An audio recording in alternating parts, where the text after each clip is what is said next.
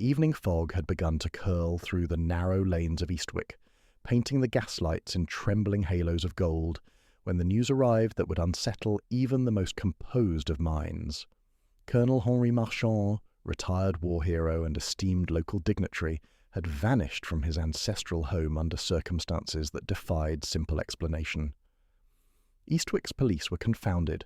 There were no signs of forced entry, no struggle, and no whisper of motive. The house itself, a sprawling Georgian mansion with turrets and winding corridors, seemed to breathe an air of expectation, as if the walls themselves held secrets too careful to disclose. What puzzled the authorities most, however, was a single, curious clue left behind. A neatly folded piece of paper, resting atop the colonel's mahogany writing desk, on which was written a solitary cryptic symbol, a small, intricately drawn key surrounded by an array of geometric lines, almost as if the drawing had been done by a hand, both meticulous and deliberate, yet entirely without accompanying words. Inspector Harrison, the officer first on the scene, paced the floorboards of the colonel's study as though the creaking underfoot might yield some hidden truth. The room was locked from the inside, and the windows, tall and leaded, showed no sign of tampering. Beyond the study lay the rest of the house, the drawing rooms, the library, and the colonel's personal quarters. Every doorway he inspected bore the same perfection of order, dust undisturbed, the air untouched by commotion, and yet Henri Marchand was nowhere to be found. The household staff, loyal and long-serving, reported nothing unusual. They had heard only the routine sounds of a life uninterrupted, the colonel's footfalls in the morning, the low murmur of his voice during his afternoon readings, the chiming of the grandfather clock marking the passage of unremarkable time. When Miss Jane Marple received the summons, she was, as usual, perched comfortably in her favourite chair by the fire, knitting needles idly clicking. The telegram was brief but urgent. The local constabulary, out of conventional options, sought her insight on a matter that had left even seasoned detectives scratching their heads. She rose with her usual quiet determination, selecting her coat and hat with careful deliberation. By the time she arrived at Eastwick, the fog had thickened, curling around the mansion in a sinister embrace, lending the entire scene an air more reminiscent of a Gothic novel than a real estate in rural England. Inside, Miss Marple was immediately struck by the perfection of the study. Nothing appeared out of place. The colonel's beloved globe still sat on its stand, the leather-bound journals aligned in perfect sequence, and the silver pen lay beside the paper containing the cryptic symbol. Yet there was an undercurrent, a subtle tension in the air that suggested something was hidden just beyond immediate perception. She ran her fingers lightly over the desk, noting the absence of dust disturbance, the unusual way the paper seemed deliberately centered, almost as if it were waiting to be noticed. It was a clue meant for someone who knew how to look, and she felt the familiar stirrings of that particular curiosity which had solved so many seemingly impossible cases. Miss Marple began her inquiry with the household staff, speaking gently, but with a precision that invited honesty. The butler, a tall man with hair the colour of ash, spoke first. "Colonel Marchand. He was always meticulous, Miss Marple. He would retire to this study each evening, and sometimes he would remain until the early hours. He had, how shall I put it, a penchant for puzzles, codes, and locked cabinets. But last night was different. He went to bed as usual. We heard nothing until morning, when the housekeeper found his room empty, the bed unmade as though he had left in a hurry. But the study, there was no sign of leaving, none whatsoever. The maid, a sprightly woman with keen eyes, added, "I did notice a curious draught around the fireplace, Miss Marple. It seemed unusual. Not like the normal draught one expects, almost as if air were moving through a hidden passage." Miss Marple's mind quietly ticked over the implications. Draughts, geometric symbols, perfection, the absence of any sign of entry. These were not random. They were carefully orchestrated misdirections, the hallmarks of someone playing a long and careful game. She examined the fireplace, running her fingers along the edges of the marble hearth and the iron grate. To the untrained eye, it was an ordinary feature of an otherwise stately room, but she noted faint scratches along the inner frame, almost imperceptible. Her attention returned to the cryptic key symbol. It was not simply decorative. The lines and angles suggested proportions, spatial relationships, something architectural in nature. She mentally traced the pattern against the room itself, imagining where such a key could fit. As she moved her gaze from the paper to the bookcases, the globe, and the ornate furniture, she began to see a map, a subtle, invisible design that only a mind accustomed to seeing the world in layers of logic could detect. Something in the room's very structure was pointing toward a secret, hidden beyond casual observation. Miss Marple insisted upon a tour of the rest of the house. The library was extensive, its walls lined with towering shelves of leather-bound volumes, some ancient, some recent.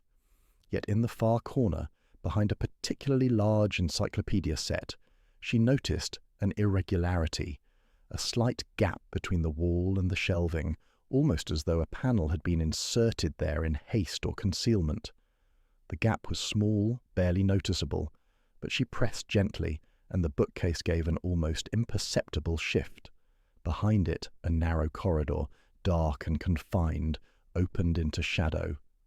The corridor led her to a smaller chamber, a hidden room that could only be described as a private sanctuary. The walls were lined with old maps, letters, and diaries, and at its centre, a single chair faced a locked cabinet. The air smelled faintly of tobacco and cedar.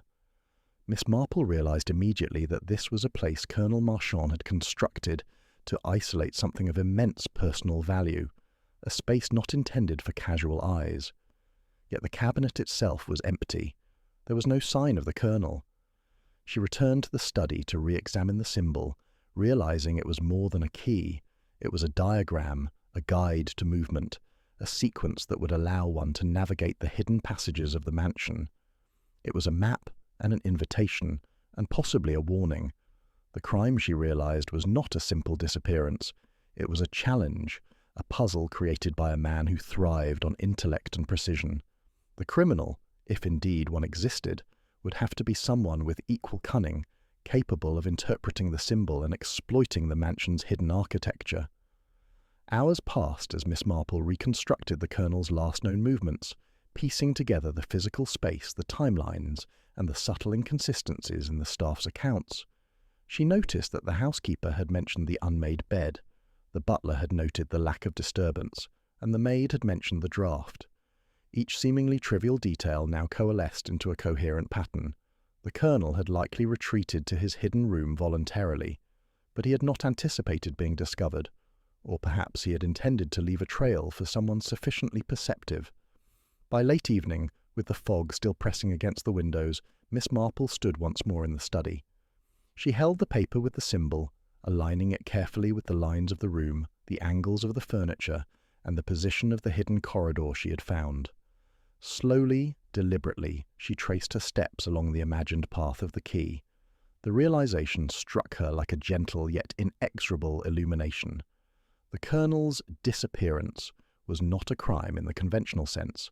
It was a test, a riddle left behind for those sharp enough to see. And she, with her quiet patience and unrivaled attention to the subtleties of human and spatial behaviour, was the one meant to solve it.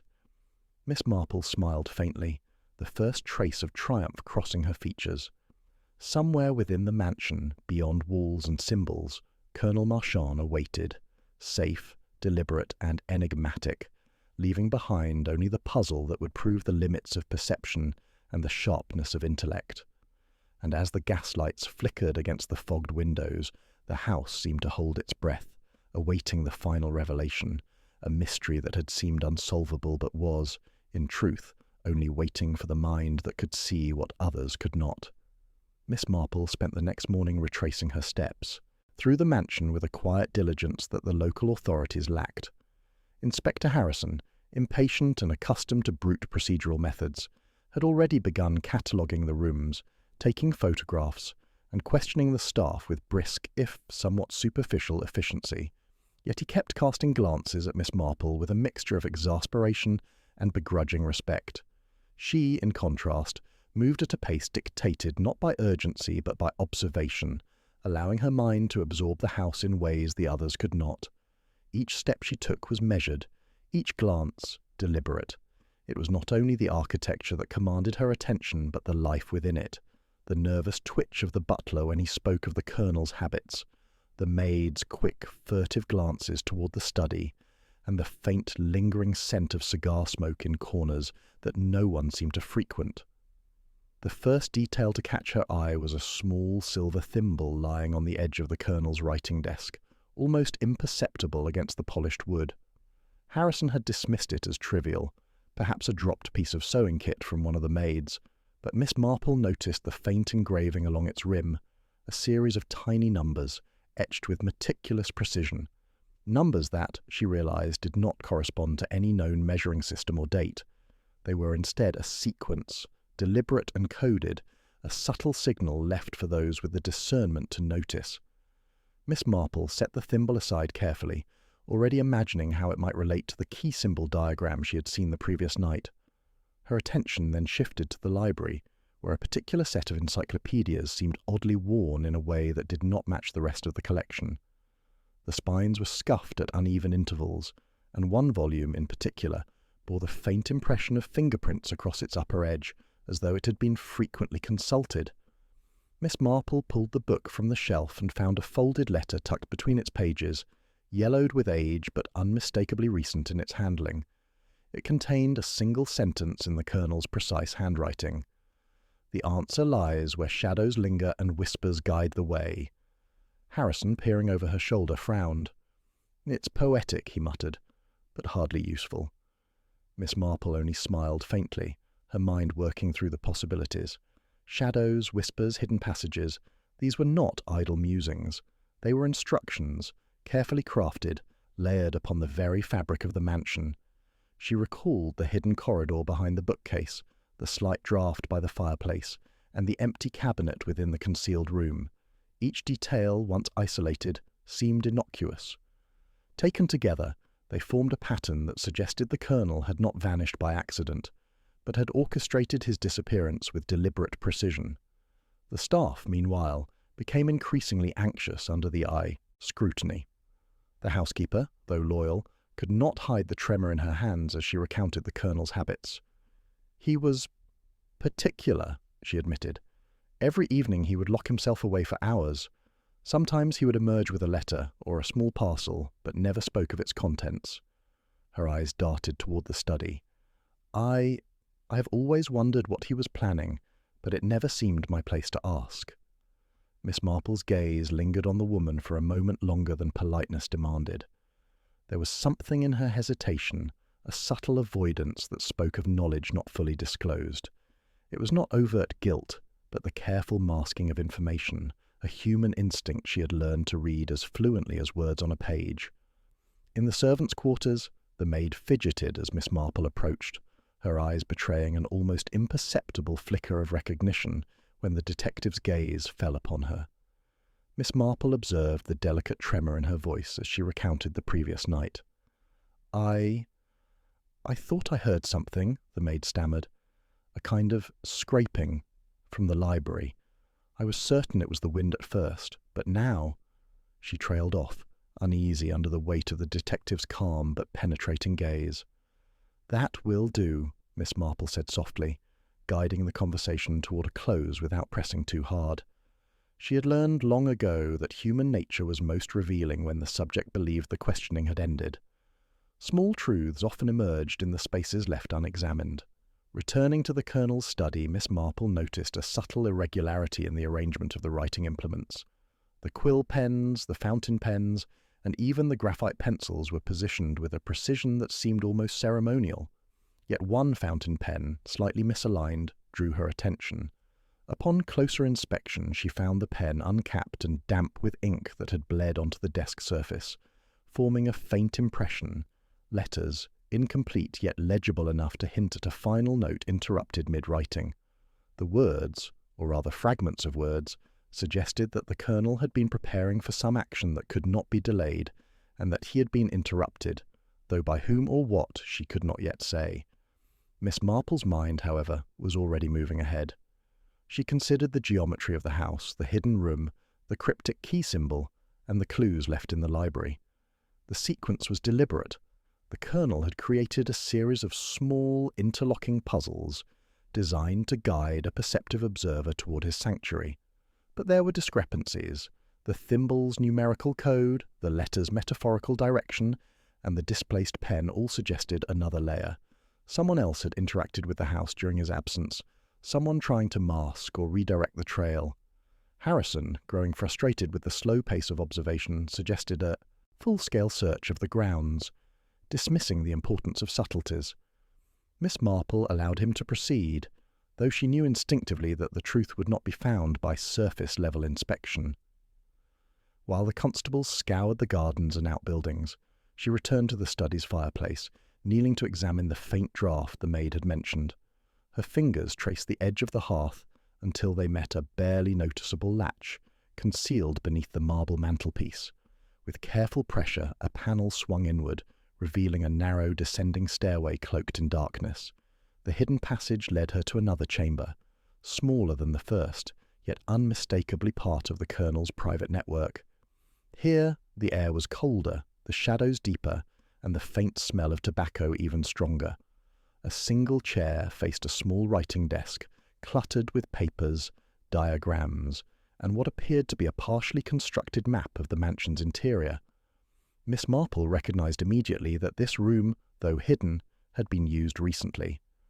The papers bore smudges of fresh ink, and faint footprints in the dust suggested someone had been pacing within, deliberate and careful, yet leaving evidence behind for those who knew how to look. Her eyes fell upon a small object at the corner of the desk, a polished brass key, unusual in shape and clearly designed for a specific lock. She held it delicately, noting the same geometric lines echoed in the key symbols she had seen in the study. The pieces were beginning to converge, the hidden rooms, the symbolic clues, the misplaced items, and the subtle traces of another presence. The Colonel's disappearance was no longer a simple puzzle. It was an invitation, a challenge that required not only keen observation, but an understanding of human intention and subtle deception. Miss Marple leaned back in the chair, the key resting lightly in her hand, and allowed her mind to trace the connections. There was someone else involved, perhaps a visitor, perhaps a staff member, but their movements were cautious, their presence hinted at only through the faintest anomalies. The investigation, she realized, had just begun to reveal its true complexity. Outside, the fog had lifted slightly, though the mansion remained shrouded in shadow. Inside, Miss Marple's quiet diligence was beginning to illuminate a trail that the authorities had overlooked entirely. Each overlooked item, each subtle gesture, was a piece of a larger design, and she, patient and astute, was slowly piecing together a picture that promised to unravel the carefully constructed veil surrounding Colonel Marchand's hidden room. Miss Marple began her questioning with a quiet patience that unsettled the household more than the arrival of the police had. She gathered the staff in the drawing-room, which smelled faintly of lavender polish and the remnants of last evening's fire. The butler, housekeeper and maid all took their seats, nervous in posture, but alert in manner. Inspector Harrison, standing stiffly nearby, gestured impatiently, urging for straightforward answers, yet Miss Marple insisted on her own pace. She had learned that the truth often emerged not in the answers themselves, but in the inconsistencies between them, in the hesitations, in the little details that those eager to appear honest overlooked. "Now," she began, her voice gentle, almost conversational, "I should like to understand the Colonel's movements last evening, from the time he retired to his study until this morning. Please, each of you, speak freely, and do not be concerned about contradicting one another. That is often where the most interesting details reside." The butler, tall and thin, cleared his throat first. "Colonel Marchand dined at precisely 7 o'clock. He requested his evening tea at past, then retired to his study as usual. I did not see him again. I believe the house was quiet thereafter." He paused, a slight twitch betraying him. "Except that I thought I heard a faint scraping from the library, though I may be mistaken." Miss Marple made a small note of the hesitation, the quick correction from a certainty to a possibility. Scraping could indicate a drawer being opened, a piece of furniture shifted, or simply the imagination playing tricks in a large, silent house. Yet combined with the maid's earlier remark about a draught, a pattern was forming. The housekeeper spoke next, her hands folded tightly in her lap. I brought the Colonel's tea to the study. It was untouched when I returned an hour later. He did not call for me again, and I assumed he had retired. I checked on him later in the night, and his room was empty. I thought perhaps he had gone out for a walk. But there was no sign of him leaving, as the doors and windows were locked.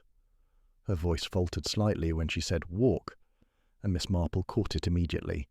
People rarely spoke of the dead or missing in terms of a mundane activity unless trying to normalize something unusual.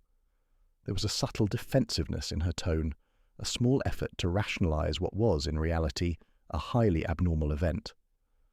Finally, the maid recounted her own observations, quieter and more deliberate.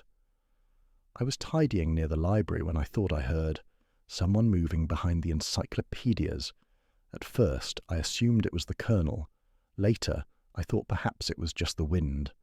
But now, I am not so sure. Miss Marple's eyes flicked between the 3 staff members, noting their posture, their tone, the slight avoidance of certain phrases, the over-emphasis on others. Each witness presented a story that seemed plausible individually, but when combined, small contradictions emerged. The butler had heard scraping in the library, the maid had noticed movement behind the encyclopedias, and the housekeeper claimed she brought tea to the study and found it untouched an hour later.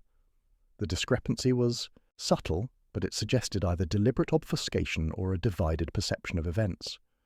"I see," Miss Marple said softly. "So there were noises in the library, but only at certain times. The study remained undisturbed, and yet the Colonel disappeared. Did anyone see anyone else in the house?" The butler shook his head. "No, Miss Marple, I cannot say for certain. The house was quiet after he retired."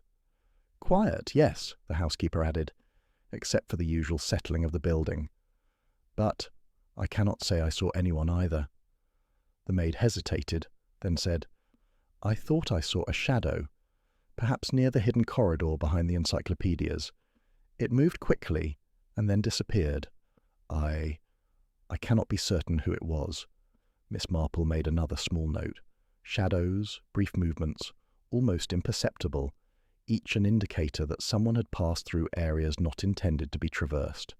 The staff seemed collectively aware of something unusual, yet none wanted to commit to details that might expose them or someone else. The questioning then turned to more personal matters, and Miss Marple observed the subtle shifts in demeanour. The butler, normally composed, appeared increasingly stiff and formal, almost rehearsed in his answers. The housekeeper fidgeted with the buttons of her apron, glancing at the others for affirmation. The maid's gaze darted repeatedly toward the door, as if seeking an exit from the scrutiny.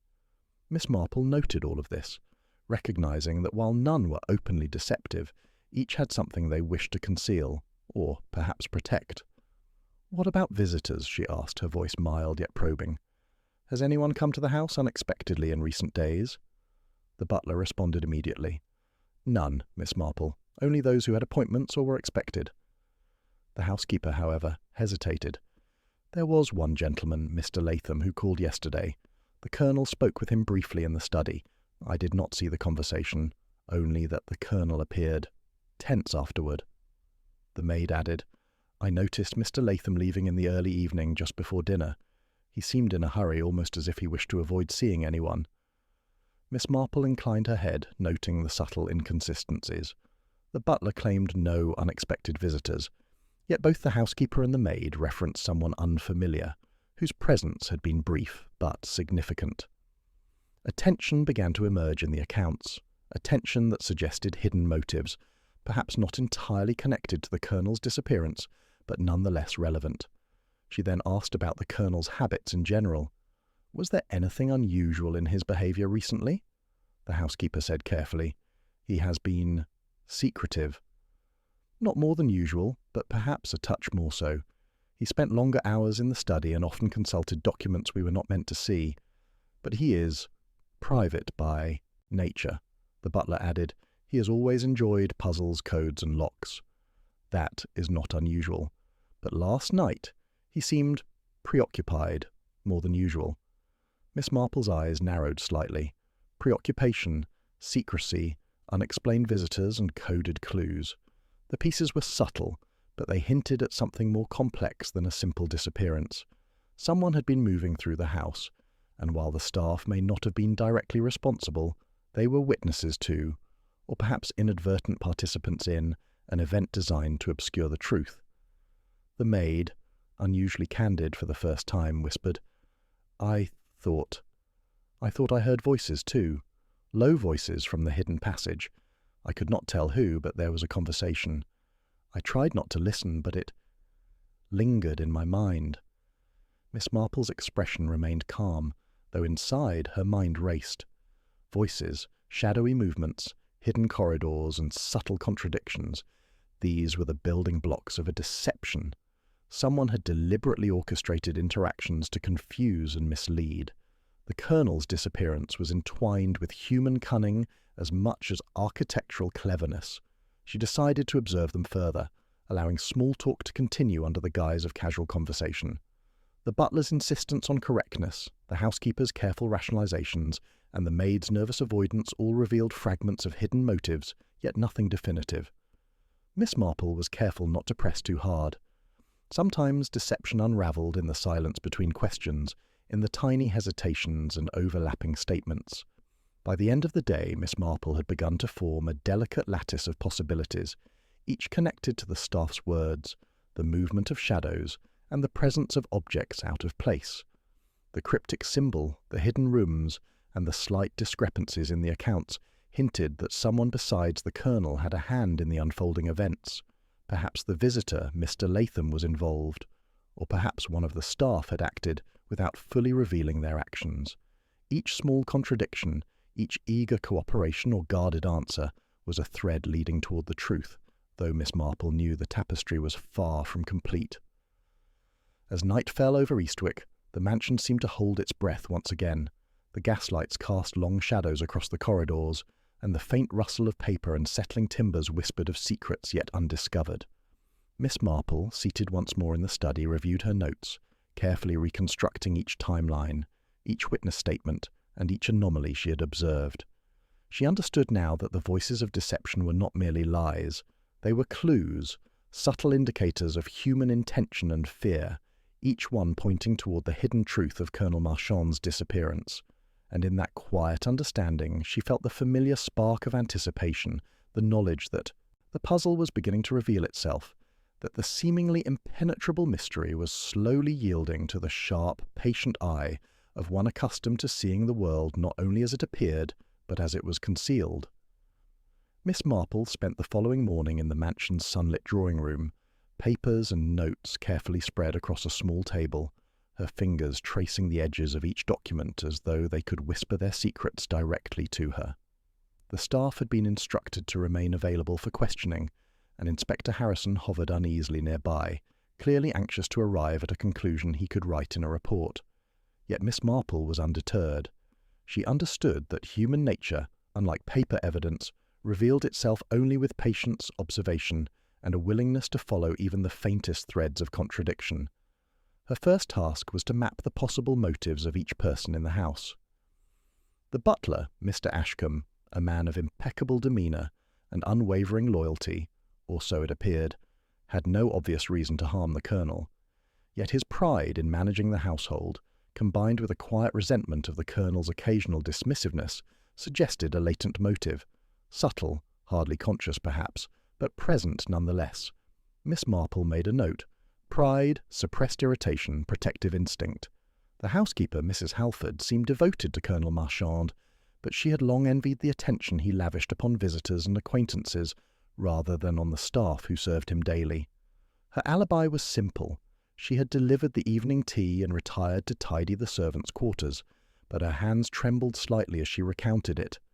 Miss Marple recorded envy, desire for recognition, fear of displacement. The maid, young and easily startled, presented the most enigmatic case. Her nervousness could be dismissed as natural, but Miss Marple's careful attention revealed micro-expressions, fleeting glances, a bite of her lip when certain topics arose, that suggested knowledge unspoken.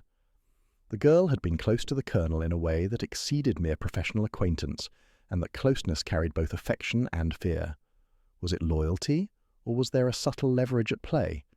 Miss Marple did not yet know, but she kept it firmly in mind.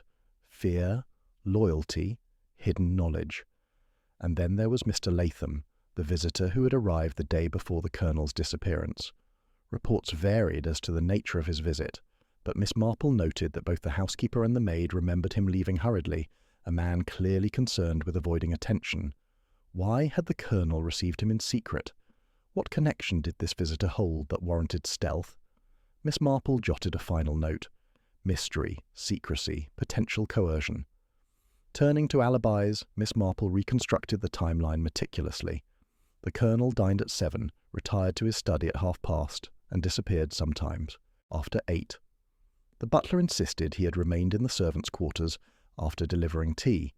The housekeeper claimed to have checked the study but found it undisturbed. The maid had observed movement near the library, yet was too nervous to approach.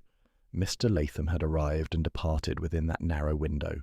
The timeline, while superficially neat, revealed gaps, moments where a single person could move through spaces unseen or unnoticed.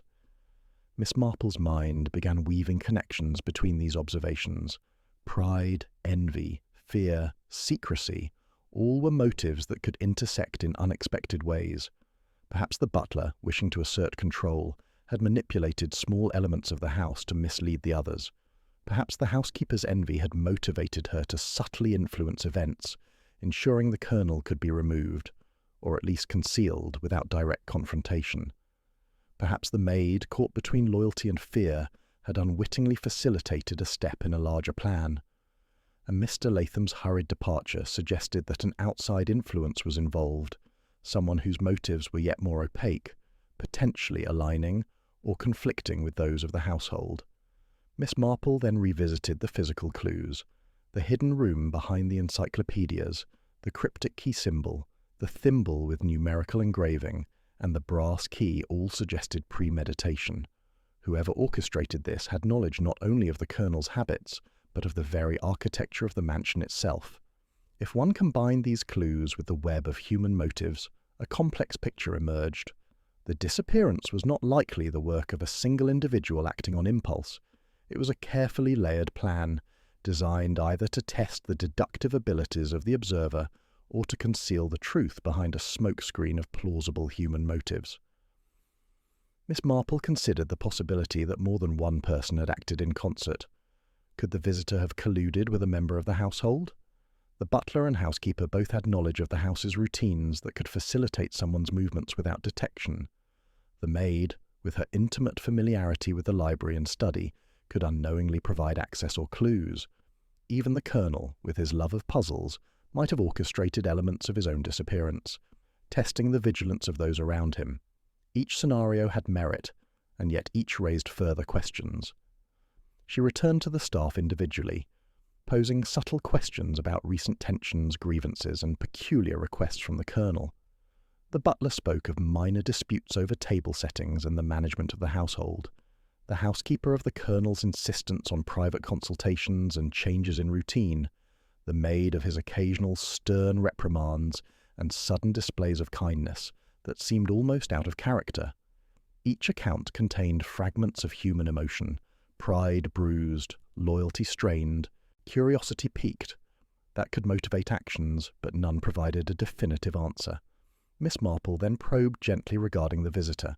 The butler and housekeeper denied knowledge of any discussions that could hint at the nature of Mr. Latham's visit, yet the maid hesitated, a faint blush crossing her cheeks. I do not know what was said," she admitted finally, "but I noticed the Colonel seemed uneasy afterward, and Mr. Latham, he did not seem pleased to leave." Miss Marple made another note. Unease, secrecy, possible confrontation. It was subtle, but telling. The detective's attention returned to the hidden rooms and corridors. Each physical clue suggested a meticulous mind behind their arrangement. Yet the human elements, the contradictions, the hesitations, the small emotional reveals, were equally deliberate. The Colonel's own careful planning, combined with the ambiguous motives of those around him, created a maze in which deception and truth were intertwined so closely that disentangling one from the other required patience and perception. Miss Marple spent the late afternoon walking the corridors of the mansion, retracing steps, considering angles and examining the shadows. She imagined the possible interactions between the colonel, the staff, and the visitor, allowing her mind to play through sequences of events. In each, the interplay of motives, pride, envy, fear, secrecy, created potential outcomes, each plausible, each imperfect, each leaving room for error or manipulation. The mansion itself seemed to encourage this complexity. Hidden passages, subtle drafts, and obscure panels created opportunities for movement unseen, for messages left subtly, for the layering of intentions atop physical spaces. By evening, Miss Marple had begun to categorize the motives alongside the opportunities and physical evidence. The butler had opportunity and subtle motive, but little evidence of direct action. The housekeeper had motive, some opportunity, and a knowledge of the colonel's routines. The maid, fearful and loyal, possessed knowledge that could either obstruct or aid an intruder. The visitor, external yet intimately briefed, introduced an unknown variable, his intentions unclear but potentially catalytic in the unfolding drama. And the colonel himself, with his love of enigmas, might have orchestrated elements intentionally to confuse or reveal, depending on the observer's acumen. Miss Marple realized that the key to understanding the disappearance lay not in isolating a single motive, but in seeing how the motives intertwined, how human desires, greed, jealousy, fear, loyalty, wove a web of potential action and reaction. Each person's intentions could overlap, collide, or mask another's, creating a lattice that was difficult to penetrate without patient reasoning. She sat down in the study once more, the cryptic key symbol, the thimble, the brass key, and the letters spread before her. Each was a piece not only of a puzzle, but of a human narrative. As the gaslights flickered and shadows lengthened across the walls, Miss Marple leaned back, quietly plotting the connections. She did not yet have the solution, but she had the map of possibilities, the maze of motives, opportunities, and subtle evidence. Somewhere within the mansion, or perhaps in the visitor's hurried departure, lay the crucial piece that would reconcile the colonel's disappearance with the tangled web of human emotion surrounding it. And in that quiet anticipation, Miss Marple felt the familiar thrill of a mind at work, navigating the labyrinth of human behaviour toward the eventual illumination of truth. By mid-morning, Inspector Harrison had grown restless. He had spent hours cataloguing the physical clues and interrogating the staff, and now, armed with what he considered a breakthrough, he was eager to announce that the case of Colonel Marchand's disappearance was solved. The evidence was, on the surface, undeniable. A scrap of paper found tucked beneath the cushions of the colonel's armchair bore a hastily scrawled note: "He cannot hide forever. The truth is mine to claim." The handwriting, though sloppy compared to the colonel's meticulous style, seemed to match a sample the authorities had obtained from Mr. Latham's correspondence. Harrison's eyes gleamed with triumph as he prepared to confront the visitor, confident that the puzzle had been reduced to a single, solvable thread. Miss Marple, however, watched the developments with quiet reserve. She had examined the note carefully, tracing the strokes of the pen, considering the placement of the paper, and noting the way it had been tucked under the cushion rather than left openly. Something about the presentation felt deliberate, almost theatrical, as if meant to mislead rather than reveal. She traced her finger along the note's edges, noting faint smudges, almost imperceptible indentations, and the subtle curl of the paper, as though it had been handled not once, but several times in a careful choreography. Inspector Harrison called the staff together and declared triumphantly, "We have the evidence we need. Mr. Latham is the prime suspect. He left this note in a moment of carelessness. I am confident that once we confront him, the truth will be revealed and the colonel will be found." The butler, housekeeper and maid exchanged glances, the tension in their expressions softening into relief, or so it appeared. The maid even allowed herself a small smile, though Miss Marple caught the faint flicker of something else in her eyes, unease, or perhaps the recognition of an incomplete story. The inspector insisted that Miss Marple accompany them to Mr. Latham's lodgings, ostensibly to provide confirmation of the handwriting analysis. Miss Marple agreed, though inwardly she felt a nagging disquiet. The note was too convenient. Its placement, its style, and the hurriedness with which it had been discovered seemed orchestrated. She had learned long ago that criminals or clever manipulators often relied on what she called the false victory, a seemingly decisive clue that masked a deeper, more elusive truth. At Latham's residence, the inspector barged forward with confident authority, brandishing the note. "This belongs to you," he declared, "and it will answer questions about the Colonel's disappearance." Latham, a composed man in his 40s, with an air of understated intelligence, raised his eyebrows. "I do not recognize that handwriting," he said calmly, "and I have had no contact with the Colonel that could result in such a message being left behind." Harrison spluttered in disbelief. "But the analysis—" Miss Marple gently interrupted. "Inspector, if I may," she said, her voice calm yet firm, "a note can be planted or imitated with great care. We must be certain that this evidence speaks for itself, and not merely for someone wishing to mislead." Latham regarded her with mild curiosity. "Do you think someone might be attempting a deception?" Miss Marple inclined her head slightly. "It is a possibility that cannot be ignored." Back at the mansion, the atmosphere had shifted. Harrison was visibly frustrated, while the staff seemed subtly vindicated, though attention lingered beneath the surface. Miss Marple returned to the Colonel's study, retracing her steps through the hidden corridors, examining the fireplace draught, the hidden panel behind the encyclopedias, and the faint scratches along the walls. Each detail seemed to insist that the case was not as straightforward as the note suggested. She returned her attention to the brass key she had discovered earlier, turning it carefully in her hands. It was shaped unusually, with delicate engravings that matched the key symbol from the initial paper found on the desk. It occurred to her that if someone wished to create a false lead, they might have deliberately chosen a location, an object that would appear as a clue, yet not actually reveal the criminal's identity. The note, hastily planted and slightly askew, was the perfect distraction. Miss Marple's suspicions were confirmed when she observed the subtle reactions of the household staff. The butler, usually rigid in composure, avoided her gaze when she mentioned the note. The housekeeper tensed when she spoke casually about the Colonel's habits regarding visitors. The maid, though outwardly relieved by Latham's apparent exoneration, had a fleeting moment of unease, an involuntary signal that the puzzle had not yet been fully revealed. She spent the afternoon revisiting the staff individually, asking carefully phrased questions about their movements, their observations of the Colonel, and any unusual occurrences they might have witnessed. Each one offered details, some trivial, some revealing, and each response contained subtle inconsistencies. The butler insisted he had heard nothing beyond the usual settling noises of the mansion, yet Miss Marple remembered his admission of scraping sounds in the library. The housekeeper claimed her rounds had been uninterrupted, yet the tea had been delivered to the study untouched. The maid mentioned shadows and voices behind the bookcase, but refused to elaborate, citing fear of causing trouble. Each small contradiction reinforced Miss Marple's growing conviction. The case was not resolved.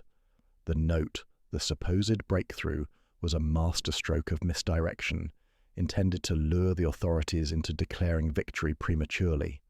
Someone, clever and patient, remained in the shadows, observing reactions, manipulating perceptions, and ensuring that the true culprit would act when the time was right. Miss Marple considered the likely candidates. Could it be one of the household staff? Pride, envy, fear, and loyalty all intersected in ways that made any one of them a possible participant in the Colonel's disappearance. But the subtle orchestration suggested someone with knowledge of the house's hidden architecture and the Colonel's penchant for puzzles. Or was it Mr. Latham, an outsider with motive and opportunity, yet clever enough to plant the note as a distraction while remaining above suspicion? The evidence could point in multiple directions, yet none fully satisfied the detective's sense of logic. As evening approached, Miss Marple returned to the hidden room, allowing the fading light to illuminate the edges of maps and papers scattered across the desk. The brass key glinted faintly in the dying light, reminding her that the Colonel's disappearance was as much a puzzle of spatial cunning as of human deception. She considered the pattern of footsteps, the subtle draft, the previously unnoticed markings along the baseboards, and the cryptic key symbol. All of these hinted at a level of planning far beyond what the planted note could account for. Finally, she turned her attention to the letter fragments she had found in the library days before, the one speaking of shadows and whispers. They now took on renewed significance. The note claiming Latham's involvement was almost theatrical in its placement and appearance, a theatrical misdirection meant to appeal to those who looked only at surface clues. Miss Marple realized that whoever had orchestrated it was clever, patient, and precise, a person who could anticipate human behavior, manipulate perceptions, and remain hidden while the world rushed to judgment. Sitting quietly in the study, Miss Marple allowed herself a moment to observe the interplay of light and shadow across the walls. The mansion seemed alive with secrets, each room a chapter in a story that had yet to be fully told. The false victory, the note, the hurried rush to judgment, had revealed more about human behavior than about the criminal itself. In attempting to claim the case as solved, the authorities had unwittingly confirmed the sophistication of the deception. Miss Marple leaned back, hands folded over the brass key. The Colonel's disappearance was not a simple matter of abduction or flight. It was a carefully constructed puzzle, designed with layers of misdirection and human manipulation. And in the quiet tension of the house, she sensed the presence of the true orchestrator, somewhere still unseen, waiting for the right moment to act, confident that the authorities' premature celebration would work to their advantage. Her thoughts circled back to the key, the hidden corridors, and the cryptic symbols. The case was far from over. The real criminal remained in the shadows, watching, waiting, and manipulating. Miss Marple knew she would need every ounce of patience, observation, and deductive skill to uncover the truth. The false victory had illuminated the danger, sharpened her awareness, and reminded her that appearances, however convincing, were often the most cunning form of deception. Miss Marple awoke early the next morning, the mansion still wrapped in a thin veil of fog that clung to the gardens and encroached upon the corridors with quiet persistence. While the household slept, she returned to her notes, her mind retracing every movement, every hesitated word, every flicker of expression she had observed over the past days. Something nagged at her, an elusive sense that a thread had been overlooked, something buried not in the immediate evidence but in the past, hidden among events long forgotten. She began by examining the Colonel's personal papers once more, carefully rifling through letters and ledgers that the staff had deemed mundane. Most were routine correspondence, reminders of appointments and charitable obligations, yet one letter, yellowed with age and tucked between other documents, caught her eye. It was addressed to a certain Mrs. Halford, the housekeeper. The date, however, was significant, nearly a decade earlier. The letter was polite, formal, yet it contained a subtle admonition regarding her behavior, hinting at financial improprieties and personal disputes within the household. The handwriting was unmistakably the Colonel's, and Miss Marple noted a faint trace of ink smudges where the writer's hand had faltered. This was curious. Mrs. Halford had served in the household for many years, and while the letter suggested reprimand, it also implied trust. The Colonel had taken the time to issue warnings rather than dismiss her outright. But why, Miss Marple wondered, had this letter been preserved in a pile of seemingly trivial documents? And why had it been overlooked in the initial searches? She tucked the letter aside for closer consideration, realizing that this old quarrel might bear a subtle connection to current events. Miss Marple then turned to the staff themselves, considering their histories. The butler, Mr. Ashcombe, had been employed by the Colonel for decades, yet a brief mention in a newspaper clipping hinted at his resignation from a previous post under mysterious circumstances. The maid, young and seemingly inconsequential, had been brought into the household relatively recently, yet Miss Marple recalled an anecdote whispered by the housekeeper. The girl's family had been involved in a local scandal many years before, one that had ended quietly, but left lingering tensions in Eastwick. The pieces began to suggest a network of long-forgotten grievances, loyalties, and secrets. Miss Marple realized that the current mystery might not exist in isolation. It could be, in part, the culmination of unresolved conflicts, old disputes and subtle manipulations stretching back years. The Colonel's meticulous attention to detail and the complex layout of his home may have intersected with these long-standing undercurrents in ways no one had yet considered. She decided to revisit the scene of the hidden room behind the library. The brass key still rested in her hand, gleaming faintly in the morning light. As she examined the room, her eyes fell upon an old set of blueprints for the mansion, stored carefully among the papers on the small writing desk. She traced the lines with her finger, noting the passages, alcoves, and hidden compartments that had eluded even the most attentive eyes. Yet one small notation, nearly erased with age, caught her attention. Initials scrawled in the margin. M.H. Miss Marple immediately thought of Mrs. Halford. Could the housekeeper have been aware of the hidden rooms for years, perhaps even instrumental in their creation or concealment? Miss Marple pondered the implications. If Mrs. Halford had long-standing knowledge of these secret spaces, her motives could extend beyond envy or fear. Perhaps she had preserved secrets that, once threatened, might have driven her to act, or to manipulate others into acting, without fully revealing her own role. She also considered the subtle tensions hinted at in the old letter. Financial or personal disputes could intersect with her knowledge of the house's hidden architecture, creating opportunities for concealment, deception, or leverage over others. Turning her attention to the butler, Miss Marple reviewed the old newspaper clipping once more. It suggested that he had resigned under pressure from a previous employer, yet the reasons were vaguely stated, almost intentionally obscured. Miss Marple wondered if similar circumstances had shaped his behaviour toward the Colonel. Pride wounded, loyalty conflicted, perhaps a tendency toward discreet manipulation rather than open confrontation. Could he have viewed the Colonel's disappearance as an opportunity to assert control, satisfy an old sense of grievance, or test his own cunning? The maid, too, now fell under a new light.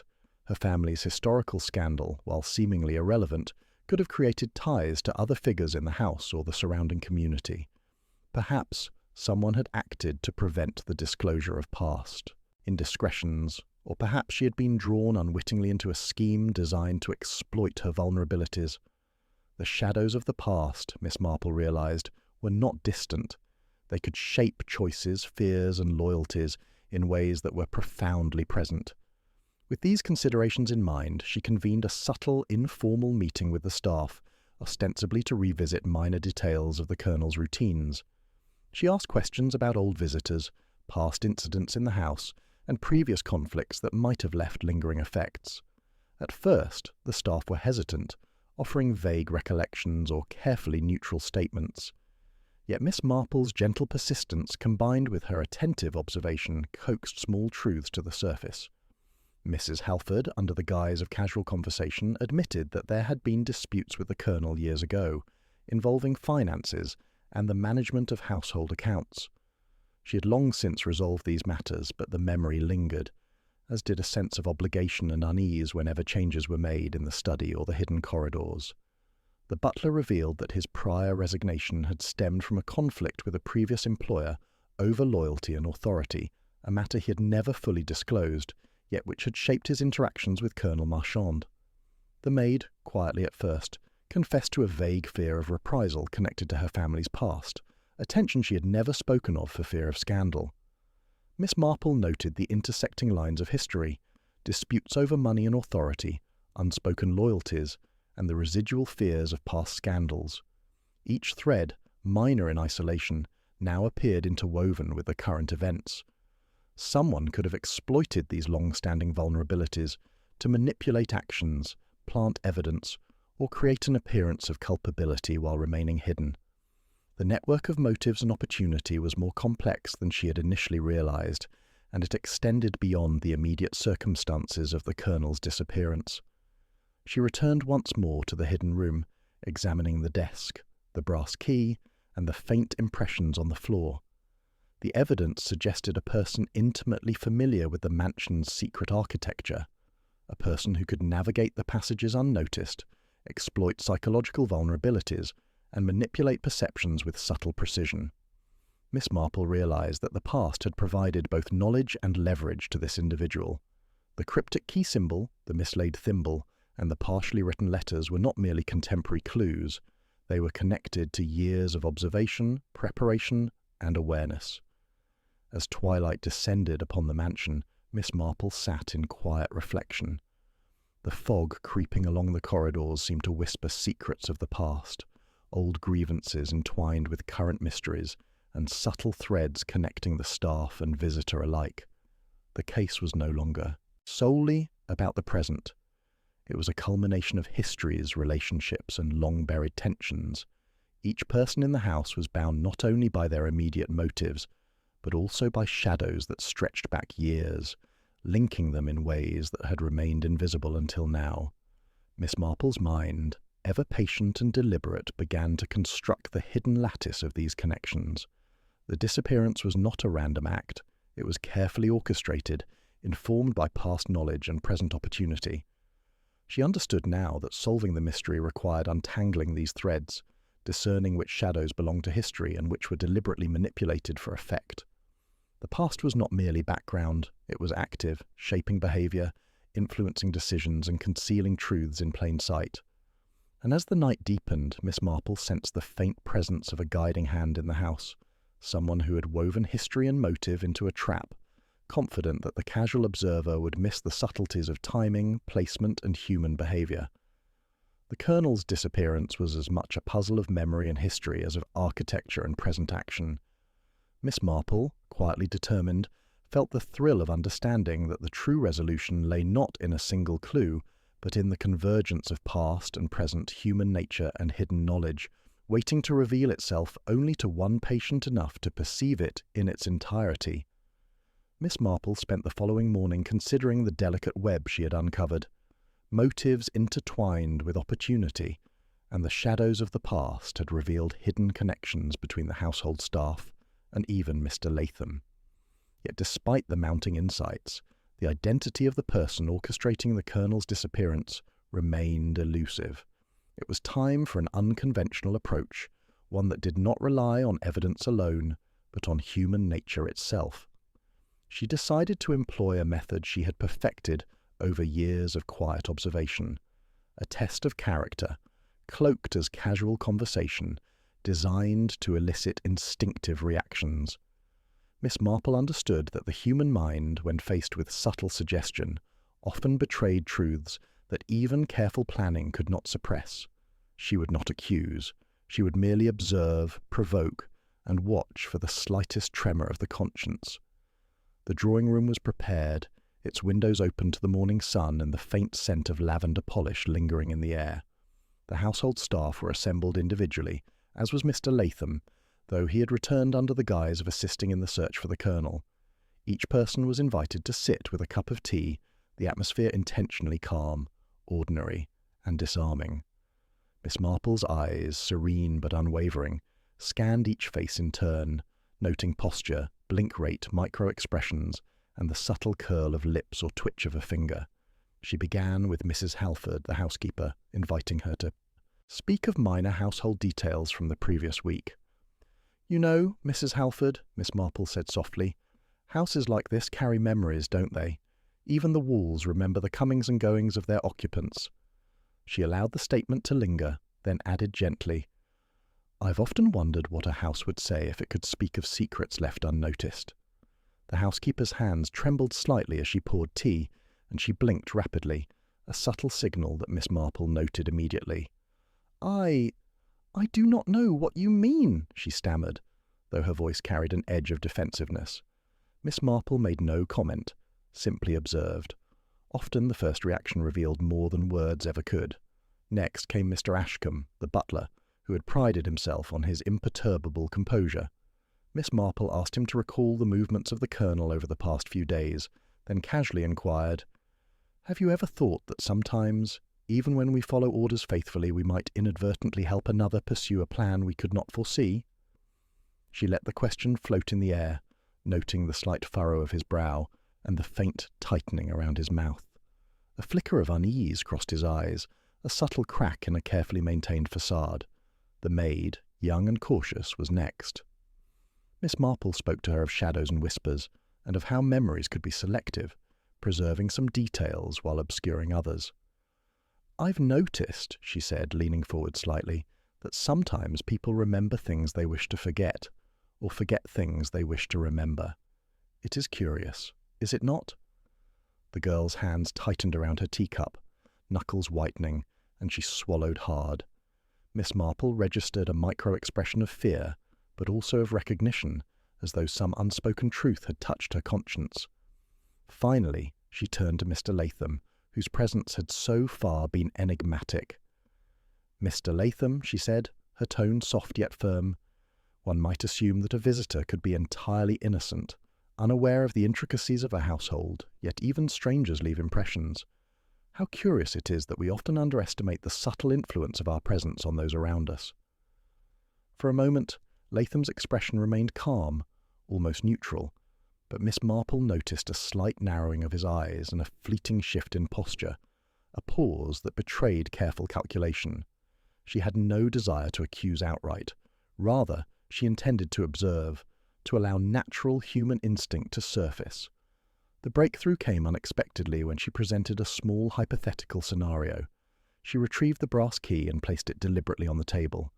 "Suppose," she said, letting her words unfold like a gentle puzzle, "that a key were misplaced, perhaps hidden intentionally, with the hope that it might be discovered, leading to a false conclusion. If one were responsible, might one display impatience, curiosity, or a certain anxiety at the prospect of its discovery?" She let the key gleam in the morning light, watching the reactions carefully. Mrs. Halford reached for her tea, but her hands shook slightly, and she avoided looking at the key directly. Mr. Ashcombe maintained his usual composure, though a faint frown betrayed a subtle calculation. The maid's gaze lingered on the key, then darted away as she bit her lip nervously, and Latham, most telling of all, leaned slightly forward, his eyes momentarily fixed on the key, before forcing a calm, neutral expression.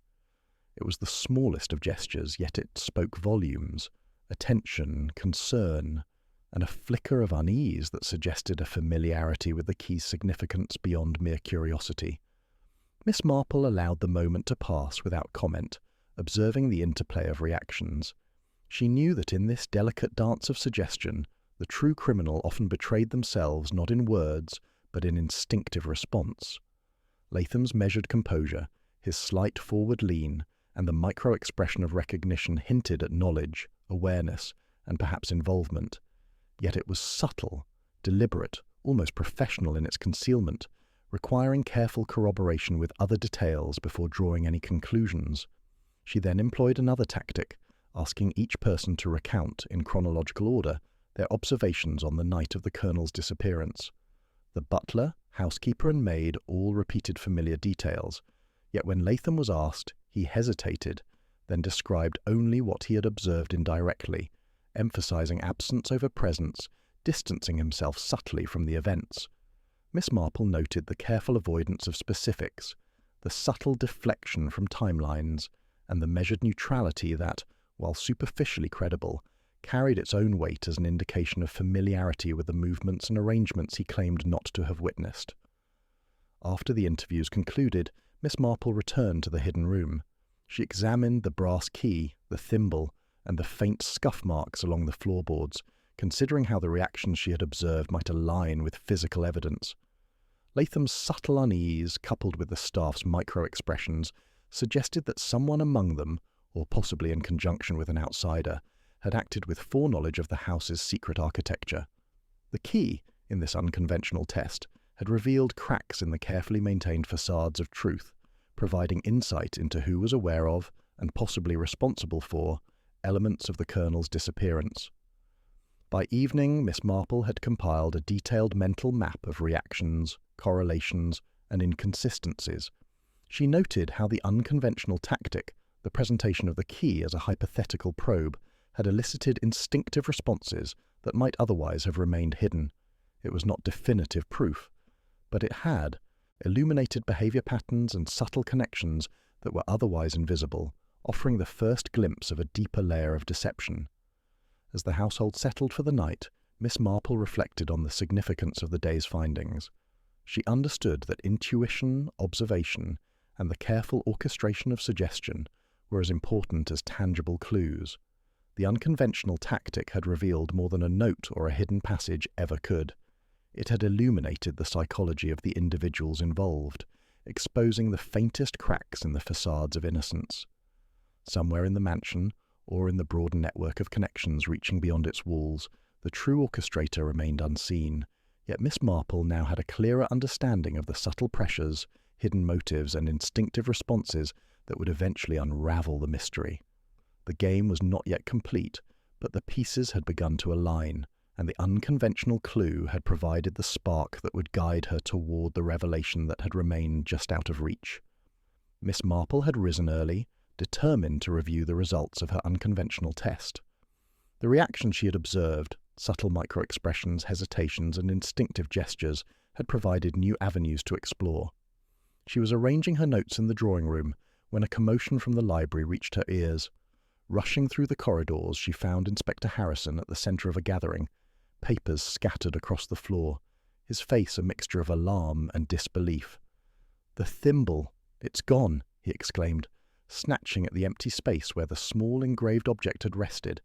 The brass key, which had served as the centrepiece of Miss Marple's psychological probe, remained, but the thimble, crucial to understanding the Colonel's concealed movements, had vanished. I could have sworn it was here just a moment ago," Harrison stammered, frantically searching the shelves and drawers. Miss Marple approached the empty desk, her calm gaze sweeping over the disarray. The removal of the thimble was deliberate, she realized immediately. Whoever had taken it had known its significance. They understood that it represented not just a clue, but the potential to expose hidden knowledge of the Colonel's secret rooms, the very evidence that might link the disappearance to someone inside the house, or an informed outsider. The act was brazen, a clear attempt to disrupt the investigation and control the narrative. She turned to the staff, noting their expressions carefully. The butler, Mr. Ashcombe, stood rigidly, his hands clasped, yet Miss Marple detected a brief flicker of unease in his eyes. The housekeeper, Mrs. Halford, appeared calm, but her fingers twisted nervously in her apron. The maid, young and hesitant, stared at the floor, cheeks flushed, avoiding direct eye contact. Even Mr. Latham, who had returned for further inquiries, seemed perturbed, though. He maintained his usual composure. Miss Marple's mind worked quickly. The disappearance of the thimble suggested three possibilities. 1, it had been taken by someone within the household to prevent discovery. 2, it had been removed by an external party with knowledge of the house and its occupants. Or 3, it had been staged to implicate someone falsely, creating confusion and diverting attention. Each possibility raised the stakes, and trust became a fragile thing. Now, everyone was under suspicion, yet accusing openly could push the culprit into more careful concealment. She decided to retrace her steps carefully, inspecting the library and the hidden room behind the bookcase. The floorboards showed no new scuff marks beyond what she had previously observed, and no traces of the thimble remained. It had vanished without a hint, as if spirited away by someone intimately familiar with the house. Miss Marple noted the timing. The removal had occurred shortly after the unconventional test, suggesting a direct response to her probing observations. The criminal was not only clever but vigilant, monitoring her actions and reacting accordingly. Miss Marple gathered the household in the drawing room, her demeanour calm yet authoritative. "Someone among us, or someone familiar with this house, has removed an important piece of evidence," she said softly, watching their reactions. "This was not an accident, nor a moment of carelessness. It is an intentional act to impede discovery. I do not yet know who, but the perpetrator is likely observing, waiting, and calculating their next move." The butler stiffened, his face betraying just a hint of tension. Mrs. Halford's hands twitched at her sides, and the maid's eyes widened briefly before returning downward. Latham's expression remained neutral, but the slightest furrow in his brow hinted at concern or perhaps recognition. Miss Marple's observations, honed over decades, told her more than any spoken confession could. Each micro-reaction, each involuntary gesture was a clue in itself, revealing cracks in the carefully maintained facade of innocence. She decided on a subtle psychological maneuver to test their responses further. "It is curious," she remarked, "how objects carry more than their physical weight. Even a small thimble can influence perceptions, incite fear, or create suspicion. If one knows something that others do not, Even the slightest movement or touch can betray intent. She let her gaze linger on each individual, carefully noting who shifted, who blinked rapidly, who avoided eye contact. The butler spoke first, clearing his throat nervously. "I assure you, Miss Marple, I had nothing to do with its removal. I merely went to fetch a book and returned to find it missing." His words were steady, yet the brief downward glance and slight stiffening of his shoulders suggested something was withheld, even if it was only partial awareness. Mrs. Halford, on the other hand, maintained a serene expression. "I do not know what you refer to," she said evenly, though Miss Marple noticed a faint quiver of her lower lip. The maid remained silent, eyes fixed on the floor, and Latham's gaze flicked toward the brass key before returning to Miss Marple's steady eyes, a subtle acknowledgement of awareness without admission. Miss Marple reflected on the implications. The removal of the thimble was not merely obstruction, it was a message. Someone had the confidence, the knowledge, and the audacity to manipulate the investigation from within or just outside the household. Trust, which had already been fragile, was now strained to its breaking point. She realized that the criminal sought to provoke missteps, to create a false sense of security, and perhaps to observe the reactions of those around them. Turning her attention to the remaining clues, Miss Marple examined the brass key, the partially erased inscriptions, and the faint impressions on the desk. Even without the thimble there were patterns, subtle scratches on the floorboards, the careful placement of papers, and the interplay of shadows in the hidden room. Each detail suggested deliberate orchestration, intended to control perception and manipulate expectation. She also considered the timing. The act had occurred after her psychological test, suggesting that the criminal was responsive to her probing, observing closely and willing to intervene at critical moments. Whoever had taken the thimble had confidence not only in their knowledge of the house, but in their ability to anticipate the behavior of those investigating. This indicated a mind both meticulous and daring, someone willing to take risks to maintain secrecy. Miss Marple decided to employ a further tactic. She would allow the household to settle for the moment, while she discreetly observed interactions, seeking inconsistencies, involuntary gestures, and subtle clues that could indicate knowledge of the stolen object. She positioned herself near the corridor leading to the hidden room, ostensibly arranging papers, while keeping her eyes on the staff as they moved about their duties. Every glance, every adjustment of clothing, every hesitation in movement became a data point in her ongoing mental map. By late afternoon, her patience began to yield results. The maid, while ostensibly performing routine tasks, lingered near the bookcase longer than necessary, her gaze repeatedly drifting toward the concealed panel. A small, deliberate pause in her footsteps suggested awareness, and the faint crease of tension across her forehead hinted at anxiety. Miss Marple noted the pattern. The act of observation, coupled with subtle unease, pointed to knowledge of the thimble's significance or location. Even the butler and housekeeper displayed micro-reactions, subtle exchanges of glances, slight stiffening when passing the brass key, and carefully moderated speech. Latham, though outwardly calm, occasionally allowed his eyes to drift toward the hidden corridor, betraying an instinctive interest that did not align with his stated innocence. Each of these reactions, though small individually, formed a lattice of suspicion, revealing that someone or multiple parties were actively manipulating the investigation. Miss Marple understood that the stakes had risen sharply. The vanishing thimble was more than a lost clue. It was a deliberate attempt to control the flow of information, misdirect the authorities, and conceal the truth. Trust, once a delicate balance, was now precarious, and every interaction carried potential deception. The investigation had become a chess game, with unseen hands moving pieces in shadows, seeking advantage and testing reactions. As night fell, Miss Marple sat in the hidden room, reviewing the evidence she still held. The stolen thimble loomed large in her mind, not as a simple object, but as a symbol of the criminal's audacity, intelligence, and foresight. Its removal had revealed more than it had concealed, the presence of someone vigilant, calculating, and unafraid to act. Miss Marple knew that the true breakthrough would come not from the recovery of the object alone, but from understanding the network of observation, deception, and subtle human behaviour that had permitted its disappearance. In that quiet hour, with the fog creeping along the mansion corridors and shadows stretching long across the walls, Miss Marple recognised that the game had changed. The vanishing evidence had raised the stakes, made trust fragile, and brought the invisible hand of the true orchestrator into sharper focus. She would need all her skill, patience, and insight to navigate the labyrinth of deception and uncover the truth before the criminal could strike again. The night air hung heavy with mist as Miss Marple returned to her room, intent on reviewing her meticulous notes from the day's observations. She felt the familiar hum of concentration, a mental map of clues, reactions, and subtle interactions forming before her eyes. Yet even as she traced each thread of suspicion, a quiet unease settled over her, the sense that the criminal, whoever it was, had been watching her, anticipating her moves, and could strike at any moment.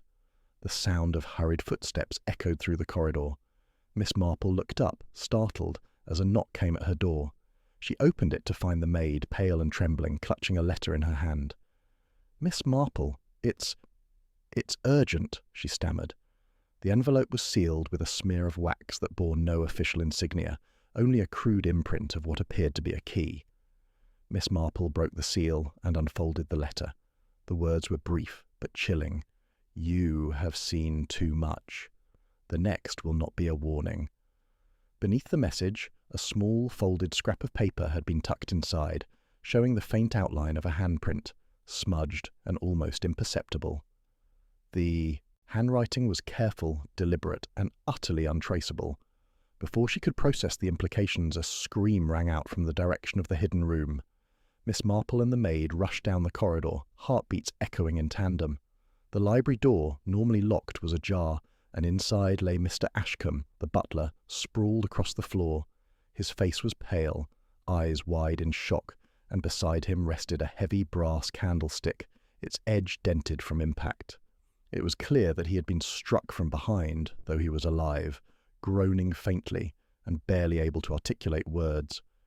Inspector Harrison arrived moments later, having been drawn by the commotion. He knelt beside the butler, checking his pulse, while Miss Marple surveyed the scene with the calm precision of someone accustomed to the sudden chaos that often accompanied the criminal mind. Whoever had attacked the butler had done so with intent, yet left just enough for the victim to survive, an intimidation tactic designed to sow fear and uncertainty. Miss Marple's eyes scanned the room for overlooked details. The candlestick was moved slightly from its original position. The faint scuff marks on the carpet suggested a struggle, but no footprints led away from the immediate area. It was as if the assailant had known exactly how to strike and vanish without trace, leaving the butler alive, frightened and disoriented. The psychological message was clear. The criminal remained several steps ahead. Every tactic she had employed, the brass key, the thimble, the observations of staff reactions, had been anticipated and countered with precision. The vanishing evidence of the thimble now seemed a prelude to this more brazen act, a demonstration of control over the investigation and the investigators themselves. As the butler was helped to his feet, Miss Marple considered the possible motives.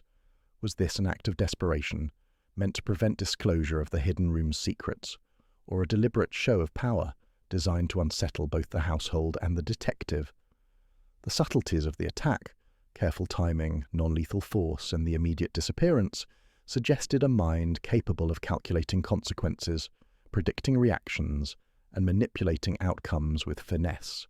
She turned her attention to the staff. Mrs. Halford's composure had cracked slightly, her hands twisting nervously in her apron, though she offered no explanation. The maid's fear was palpable, and Latham, once again present, observed with an intensity that seemed almost clinical. Each individual's behaviour now had new significance. The assailant had demonstrated capability and reach, implying access to knowledge and opportunity that none could deny. Miss Marple decided on an unconventional approach once more. She requested that the household be divided for a short period, ostensibly to assist in reorganizing the library and reviewing the Colonel's documents. In reality, she was creating conditions to observe subtle reactions, shifts in posture, micro-expressions, and involuntary gestures that could betray awareness or complicity. She also left subtle cues, a folded note placed near the bookcase, a partially concealed brass key on the desk, and a carefully positioned chair that might invite interaction or manipulation. It was the maid who reacted first. As she passed the bookcase, her hand hovered near the folded note, then recoiled slightly.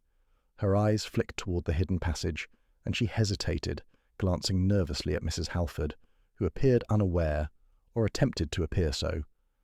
Miss Marple took note of the subtle hesitation, the avoidance of direct gaze, and the involuntary tension in the maid's shoulders.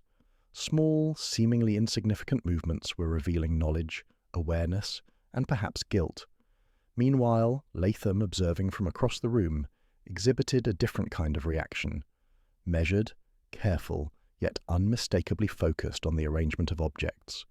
The subtle tilt of his head, the deliberate alignment of his gaze with the brass key, suggested anticipation, perhaps knowledge of the key's significance or the hidden passages it unlocked.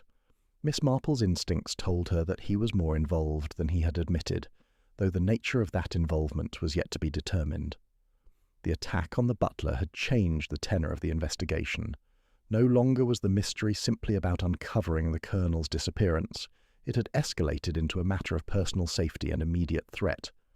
Miss Marple understood that the criminal was not only clever, but increasingly audacious, willing to test the limits of fear and to manipulate both perception and action. Every subsequent step would require greater caution, sharper observation, and a readiness to anticipate moves before they occurred. As evening approached, Miss Marple revisited the hidden room, considering the new variables introduced by the attack. The scuff marks on the floorboards, the positioning of the furniture, and the faint impressions left behind were consistent with her previous observations. Yet they now carried an additional weight. The criminal had escalated, signalling their awareness of the investigation and their ability to intervene. The hidden room was no longer merely a puzzle to be solved. It had become a potential stage for further actions, each more dangerous than the last. Miss Marple also reviewed the connections she had identified between the staff and Mr. Latham. The convergence of old grievances, historical knowledge, and present opportunity now took on a new urgency. Whoever had orchestrated the attack on the butler possessed not only the skill and cunning to conceal evidence, but the audacity to manipulate events in real time. The previous vanishing of the thimble was now clearly a prelude, a demonstration of intent and control. In the quiet of the hidden room, she allowed herself a moment to think, strategically. The criminal's next move would likely involve further attempts to conceal the Colonel or to manipulate the household's perception. Miss Marple resolved to anticipate these moves, using the very traits the criminal relied upon: instinctive reactions, subtle behaviors, and psychological pressure against them. By observing, provoking, and interpreting responses, she would narrow the field of suspects and uncover the orchestrator behind the audacious acts. As darkness fell over the mansion, the fog thickening along the garden paths and corridors, Miss Marple sensed the presence of a mind as calculated as her own, yet far more reckless in its confidence. The unexpected twist, the attack on the butler, had transformed the investigation from a matter of discovery to one of immediate consequence.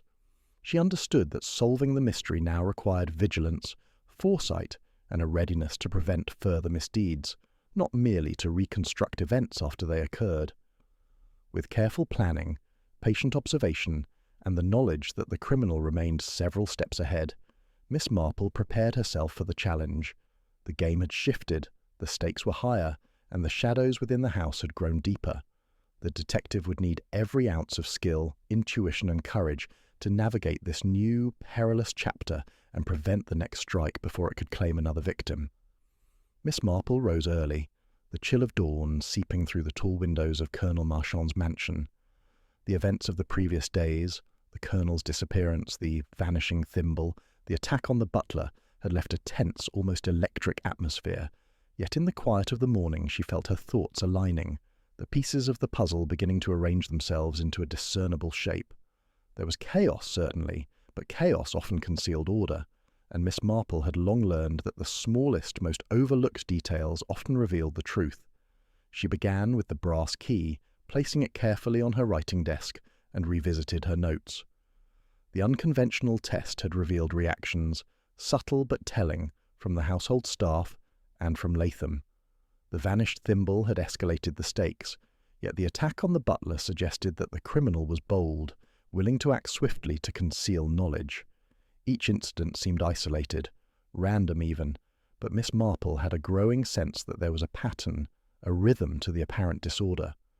Her attention returned to the hidden room where she had spent so many hours observing, tracing footprints, noting micro-impressions, and cataloguing the interactions of objects. She examined once more the layout of the mansion, the corridors, alcoves, and secret passages she had mapped from the blueprints. As she traced the lines with her finger, a faint memory stirred, an offhand remark made by Mrs. Halford days before, when discussing the organization of the library. Colonel Marchand was always so particular, she had said. Even the smallest things must be in their proper place. At the time, it had seemed a casual comment, a reflection on the Colonel's exacting nature. Now, in the light of the attacks and the vanished evidence, the remark resonated differently. Miss Marple considered the subtle cues she had observed over the past days. Latham's micro-expressions, the maid's hesitations, Mrs. Halford's nervous gestures, and even the butler's tension in response to suggestion, all were pieces of a behavioral puzzle. But what tied them together was the interplay with the physical objects, the key, the thimble, the letters, and the blueprints. There was a connection between knowledge, opportunity, and the way each individual interacted with their environment. The pattern was not just in the objects, but in the human responses to them. She returned to her mental map of the house. The hidden room's configuration, combined with the staff's knowledge and reactions, suggested a choreography of movements. Someone had navigated the mansion with intimate familiarity, anticipating how others would respond to key objects or the discovery of hidden spaces. The criminal's actions were deliberate, yet they followed a predictable rhythm, a sequence dictated by human nature and the careful manipulation of perception. Miss Marple recalled the maid's peculiar habit of lingering near the bookcase, the way her gaze often darted toward the hidden passage, and the subtle tension in her shoulders when the brass key was mentioned. On its own, it seemed minor, almost inconsequential. Yet in the context of the other clues, the letter to Mrs. Halford, the butler's controlled unease, Latham's careful observation, the maid's behaviour now appeared as a central thread connecting multiple strands of the mystery. A small detail about the thimble, previously overlooked, drew her attention. The engraving on its base was not merely decorative, it corresponded to a pattern of initials and symbols found in the Colonel's old ledger, hidden among financial records that had seemed mundane. The pattern indicated a method of marking movement, possession, and observation. Whoever had removed the thimble understood its significance not only as a physical object, but as a symbol within the Colonel's intricate system of order. The act of removing it was both practical, disrupting the investigation, and psychological, demonstrating control over perception and expectation. Miss Marple's mind began to trace the sequence of events with clarity. The Colonel's disappearance, the reactions to the unconventional test, the vanishing thimble, and the attack on the butler were not disconnected. They followed a deliberate progression designed to mislead, intimidate, and conceal. The criminal had counted on the investigator's assumptions, exploiting natural human responses to fear, curiosity, and suggestion. The rhythm of the offences, when considered alongside the hidden architecture of the house, revealed a carefully orchestrated plan, one that relied on knowledge of both the building and the inhabitants. It was in revisiting the interactions among the staff that the final clarity emerged. Mrs. Halford's hands, twisting nervously whenever attention was directed toward the hidden room, indicated intimate knowledge of its existence. The butler's subtle tensing suggested he understood not only the room's significance, but also the stakes involved in its concealment. The maid, though younger and less experienced, displayed instinctive responses that revealed an awareness of patterns and consequences. And Latham, ever composed, showed precise attention to objects whose significance had been suggested, but not explicitly explained, betraying familiarity and foresight. Miss Marple realized that the key to the case, the element that had been hiding in plain sight, was the interplay of human behavior with the Colonel's meticulous systems. The criminal's knowledge was both psychological and architectural, exploiting predictable responses to manipulate perception. Observing minute details, patterns of movement, and instinctive reactions had revealed the true rhythm behind the apparent chaos. She carefully reconstructed the timeline. The initial disappearance, seemingly sudden and baffling, had coincided with the subtle removal of objects designed to mislead. Reactions observed during her unconventional test had exposed instinctive knowledge of the hidden passages and key artifacts. The vanishing thimble had been both a practical obstruction and a symbolic assertion of control. The attack on the butler was an escalation, a demonstration of reach and audacity, yet it had also revealed patterns in timing, positioning, and opportunity. Miss Marple sat back, eyes narrowed, considering the connections among the suspects. Each person's behavior, when aligned with the physical clues and the mansion's architecture, created a map of intent and action. The criminal's movements had followed a deliberate sequence designed to exploit assumptions and manipulate the flow of information. The pattern, once invisible amid chaos, now stood clear, a series of deliberate acts, psychological cues, and small, seemingly insignificant gestures that collectively revealed the orchestrator's identity. Her insight extended beyond mere deduction. She understood that the criminal had relied on subtle cues, exploiting human nature and the familiarity of the house itself. Yet in their confidence they had overlooked one factor: the patience and acuity of someone attuned to the rhythm of ordinary life and the extraordinary power of observation. By noting the smallest details, the lingering glance, the hesitant gesture, the offhand comment, the pattern had emerged. The truth had been in plain sight all along, hidden not in grand gestures or dramatic evidence, but in the quiet interplay of objects, reactions, and human behavior. Miss Marple felt a quiet satisfaction, tempered by the knowledge that the game was far from over. Recognizing the pattern provided clarity, but it also signaled urgency. The criminal, now aware that their intricate web was being perceived, might act again. The next steps would require careful strategy, precise observation, and the patient orchestration of subtle cues designed to draw the perpetrator into the open without provoking further violence. As twilight descended upon the mansion, the fog curling around the gardens and drifting into the corridors, Miss Marple allowed herself a moment of reflection. The case, once a maze of confusion and misdirection, had begun to crystallize. The small details, the overlooked habits, and the subtle interplay of human behavior had revealed the rhythm underlying the apparent chaos. The pattern was clear, the path to resolution visible, and the detective felt the familiar certainty that comes with understanding the hidden order behind disorder. Miss Marple had spent the morning retracing every step, every gesture, and every reaction she had observed over the past week. The fog hung low outside the mansion, muffling the sounds of the estate and giving the corridors an almost surreal quiet. She knew now that the pattern she had uncovered was only the surface. Beneath it lay the motive, carefully concealed, yet waiting for the right moment to reveal itself. It would take patience, subtlety, and a precise understanding of human nature to draw it out. She began by revisiting the interactions among the suspects, considering their movements in relation to the hidden room, the vanished thimble, and the attack on the butler. Mr. Latham remained the most enigmatic figure, calm, composed, with a practiced neutrality that masked keen attention. The maid and the housekeeper, though nervous and occasionally inconsistent in their statements, seemed to act more from fear than deliberate cunning. The butler, bruised yet dignified, had survived the assault, and his reactions now seemed to reflect both shock and frustration at the manipulation around him. Miss Marple considered their behaviours not in isolation, but as part of the broader orchestration of the crime. Her insight returned to the brass key, the thimble, and the faint impressions she had observed in the hidden room. Each item had been manipulated, removed, or positioned to control perception. It was clear that the criminal's actions had been guided not by impulsive greed nor by simple malice, but by an obsessive need to dominate the narrative, to orchestrate events precisely according to a hidden script. The precision and audacity suggested a psychology that extended beyond ordinary criminal motives, hinting at a fixation on control, secrecy, and the satisfaction of seeing others respond predictably to careful provocation. Miss Marple arranged the suspects once more in the drawing-room, this time under the guise of reviewing the Colonel's papers, though in truth she was conducting another subtle observation.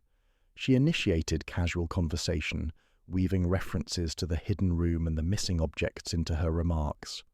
"It is interesting," she said softly, "how even the smallest items can hold power over perception. A key, a thimble, or a misplaced book can influence the mind more than one might imagine. People respond differently than they expect, often revealing themselves in subtle ways." As she spoke, Latham's eyes flicked toward the brass key, lingering for a moment longer than necessary, while the maid shifted uneasily, fingers clutching the edge of her apron. Mrs. Halford, composed as ever, allowed only a faint quiver of her lower lip to betray her reaction. And yet, in the interplay of these minor responses, Miss Marple detected a subtle convergence, a commonality in the way attention, instinct, and suppressed emotion were drawn toward the key and the hidden room.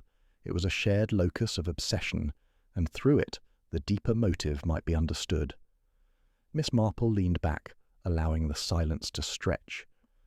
"One wonders," she continued, "if sometimes the desire to uncover a secret, or to conceal one, can grow stronger than any fear of consequence. How curious that a single hidden space could inspire such anxiety and such precision in action." The moment passed quietly, yet Miss Marple's keen observation did not waver. Latham's composure faltered just slightly, revealing a micro-expression of satisfaction, an almost imperceptible smile that lingered briefly before vanishing. The maid's gaze darted toward the hidden room as though confirming some unspoken knowledge, while Mrs. Halford's hands twisted subtly in her apron, betraying worry or anticipation. Miss Marple reflected on this convergence, considering the psychological implications. The criminal's fixation was not merely on the Colonel's possessions or on the household's reputation. It was on the very act of control, of shaping perception and manipulating behaviour. The attack on the butler, the disappearance of the thimble, the intricate concealment of the Colonel himself, all were acts of calculated assertion intended to demonstrate mastery over both space and people. The motive was cerebral, obsessive, and deeply personal. She recalled a final detail, a conversation she had overheard in passing, dismissed at the time as idle chatter. Latham had remarked to the maid, quietly and almost to himself, "One must always ensure that the pieces fall exactly where they are intended. Any deviation ruins the entire picture." At the time, the statement seemed merely meticulous, even fastidious. Now it illuminated the truth. The crime had not been about material gain or revenge, but about the meticulous orchestration of events, the satisfaction of orchestrating a complex, controlled outcome and observing the responses it provoked. Miss Marple rose and approached the hidden room, gesturing for the others to follow.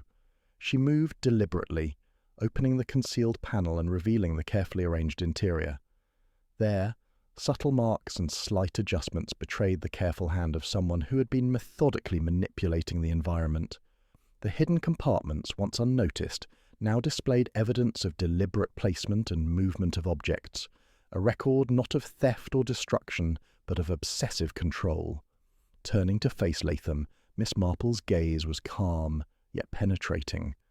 "You have orchestrated these events with care and precision," she said softly. "Your concern was never for wealth or revenge, but for the satisfaction of seeing how the household would respond to carefully constructed provocations. Each act, each removal, each subtle provocation was designed to elicit predictable behavior, to manipulate perception, and to confirm control over the environment and those within it." Latham's composure faltered, his eyes betraying a fleeting acknowledgement of the truth.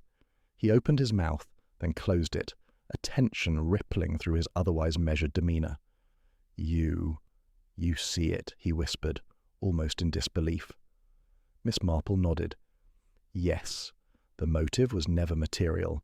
It was psychological, obsessive, and exacting. You sought to orchestrate not just the disappearance of the Colonel, but the reactions of all who might uncover the truth. Fear, curiosity, and instinct were tools in your design, each employed with precision to manipulate the unfolding events." The maid shifted uneasily, and Mrs. Halford's hands twisted again as the implications settled over the room. Even the butler, recovering from the assault, understood the depth of manipulation at play.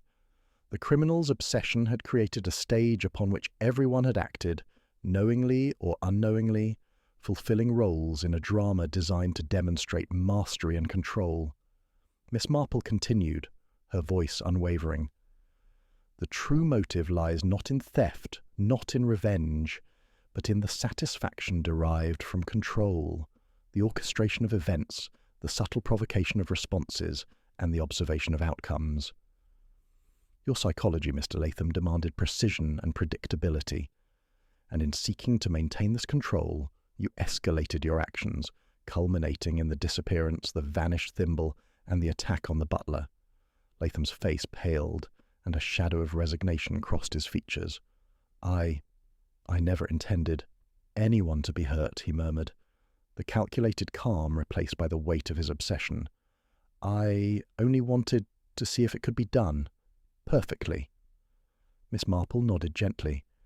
And now, we understand, the motive has been revealed, not one of wealth, revenge, or jealousy, but of obsession with control and orchestration.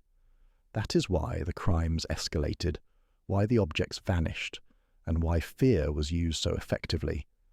You pursued perfection in manipulation, not in harm, but harm was the inevitable consequence of that obsession.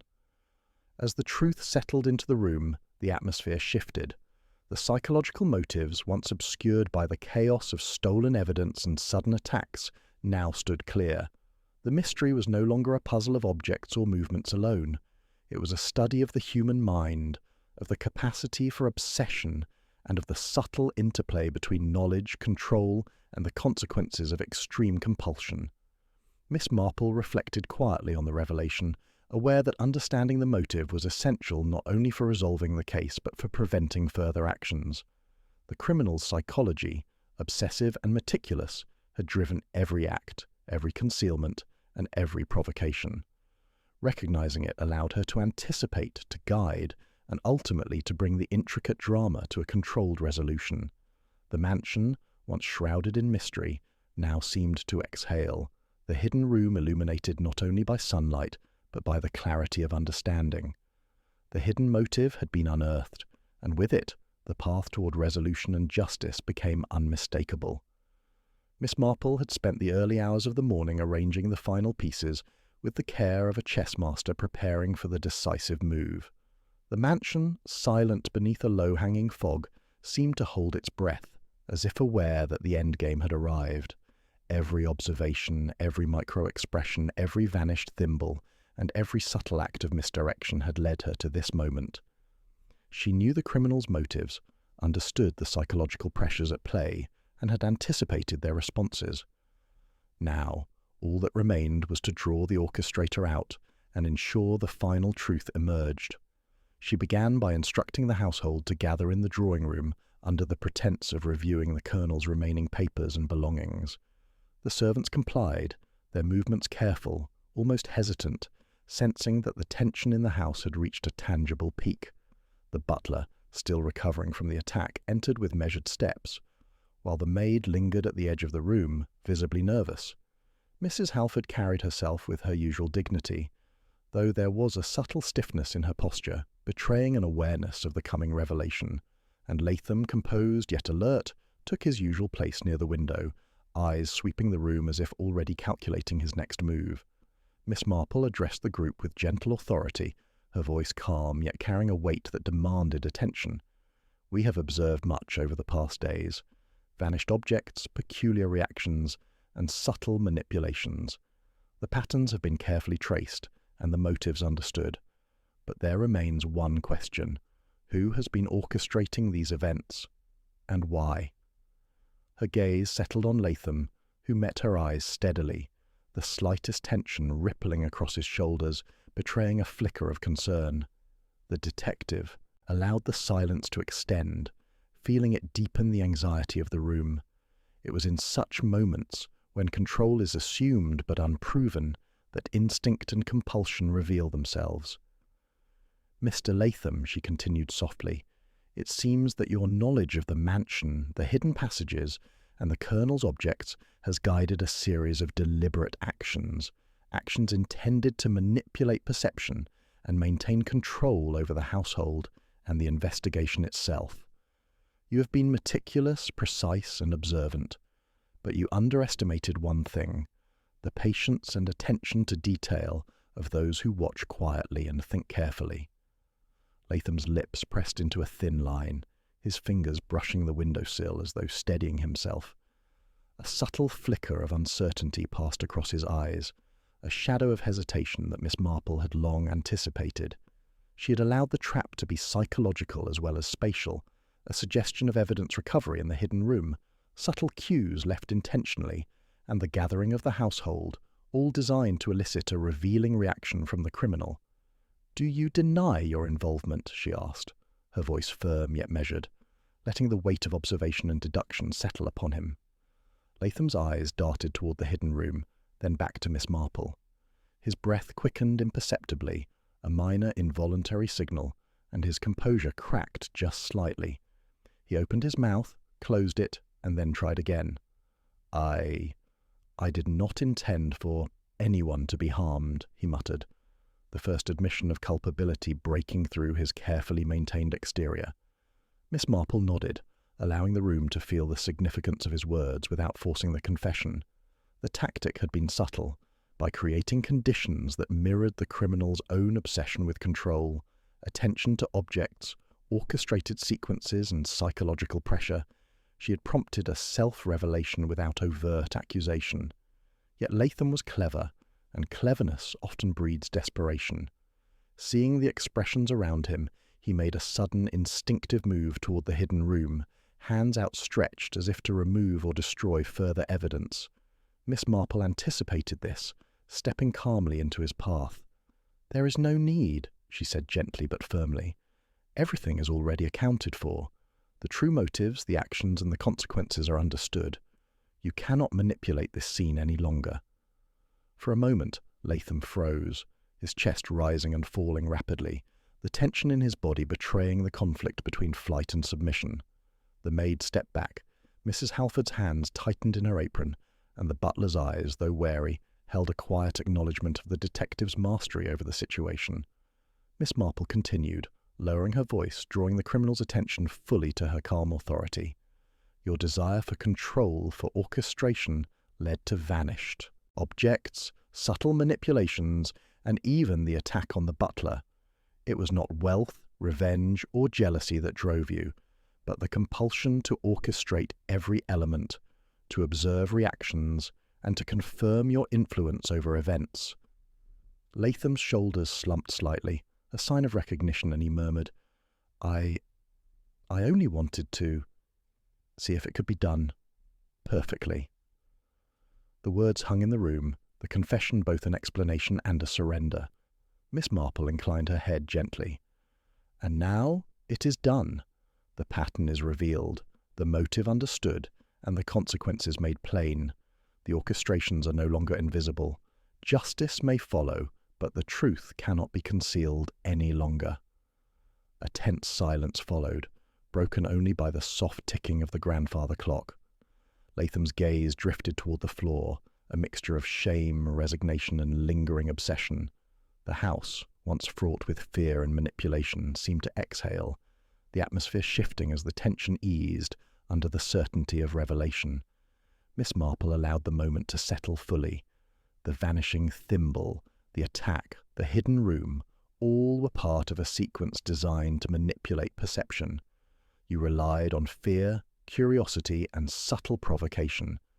But every act, every manipulation was anticipated and observed. Your meticulous control was undone by attention, patience, and understanding. The butler, recovering his composure, approached carefully. "Miss Marple," he said quietly, "you've seen through everything. I never could have imagined that the true motive was not theft or vengeance, but this obsession with control." Miss Marple smiled faintly, acknowledging both the insight and the relief that spread subtly through the household. "Precisely. The psychology of the criminal often reveals more than the physical acts themselves, and when one understands the mind behind the actions, the path to resolution becomes clear.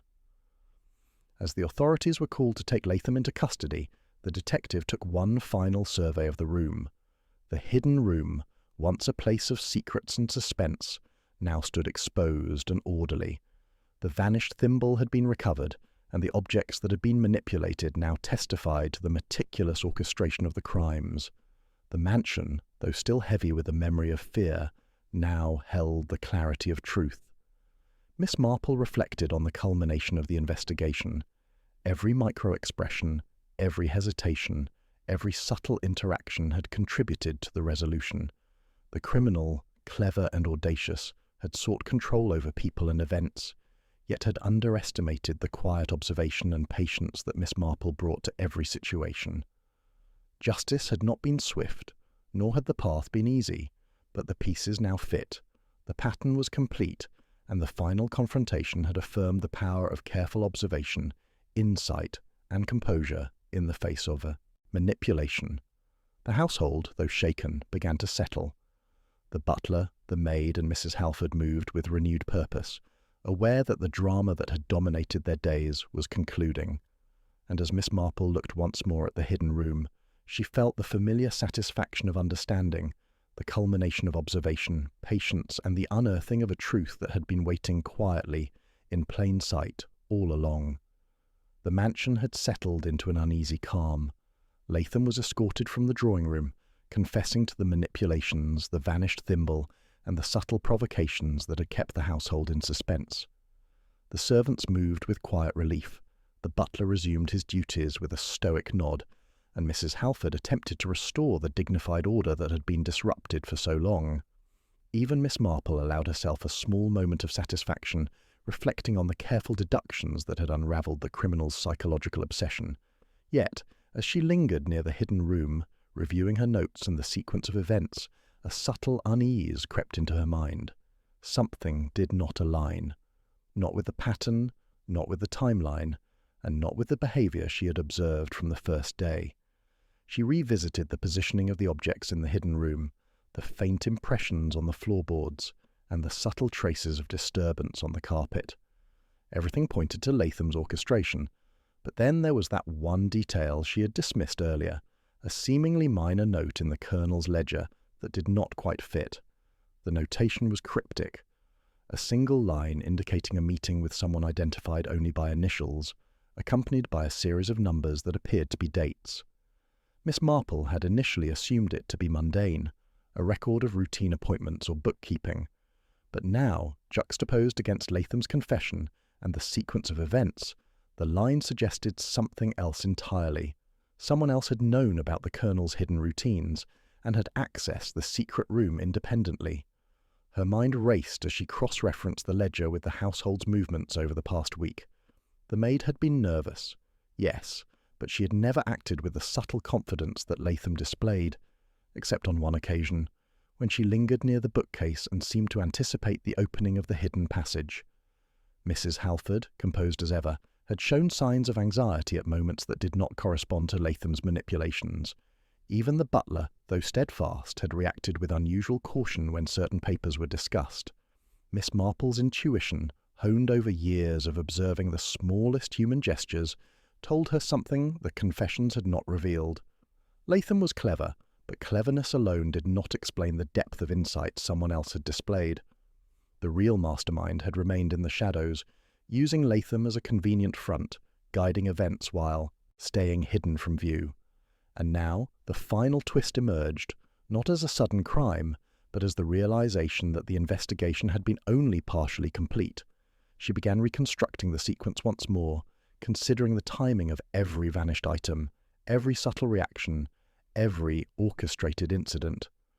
It was then that she noticed the pattern of initials in the ledger aligned not with Latham, but with someone entirely unexpected, Mrs. Halford, the meticulous housekeeper, who had always maintained an appearance of propriety and composure, had access, knowledge, and the subtle psychological acuity to manipulate events without drawing suspicion. The subtle twitches in her hands, the careful avoidance of certain phrases, and her poised reactions, All had been overlooked in the focus on Latham's more overt manipulations. Miss Marple's eyes narrowed as she called the household together once more. The servants, the butler, and Latham, now restrained and humbled, assembled in the drawing-room, sensing that the detective had noticed something new. She spoke calmly, letting the tension build naturally. "We have followed the sequence of events, identified the manipulations, and understood the apparent motive. Mr. Latham has confessed to the orchestration of several acts, yet something remains unresolved. There has been guidance, insight, and anticipation that exceeded his knowledge." Mrs. Halford, standing quietly at the back, maintained her usual calm demeanour, though her eyes betrayed a slight flicker of recognition, a subtle acknowledgement that the game had shifted. Miss Marple allowed the silence to extend, creating a psychological pressure that forced each person to reveal instinctive reactions. "The ledger, which we have examined carefully, contains notations that correspond to the timing and orchestration of the hidden room," Miss Marple continued. "Yet the initials and the subtle clues within suggest knowledge and access beyond Mr. Latham's. Someone else has observed, guided, and influenced the sequence of events. Someone with a seemingly impeccable facade and access to the household routines." A quiet gasp escaped the maid, and the butler's eyes narrowed slightly. Latham's mouth opened, then closed, uncertainty washing over him. Miss Marple's gaze settled deliberately on Mrs. Halford. "It appears, Mrs. Halford, that you have been orchestrating elements of this drama behind the scenes, using Mr. Latham as a tool to manipulate perception, while remaining yourself almost invisible in the process." Mrs. Halford's hands tightened around her apron, yet her composure did not falter completely. You are mistaken," she said, her voice steady though slightly strained. "I only sought to maintain order, to prevent chaos. Everything else, that is beyond me." Miss Marple's voice was gentle but precise. On the contrary, the smallest gestures, the moments of hesitation, and the precise awareness of the hidden passages indicate deliberate orchestration. The psychological manipulations, the anticipation of responses, and the guidance of Mr. Latham's actions all point to your involvement. You sought not merely to maintain order, but to observe, influence, and control outcomes, an extension of your knowledge and access into calculated manipulation. Mrs. Halford's composure faltered for the first time, a flash of fear crossing her eyes, quickly masked but unmistakable. I only wanted to ensure no harm came to the Colonel," she whispered, the edge of desperation creeping into her voice. I never intend for—" Miss Marple allowed the moment to stretch. The tension in the room became almost palpable as the household absorbed the revelation.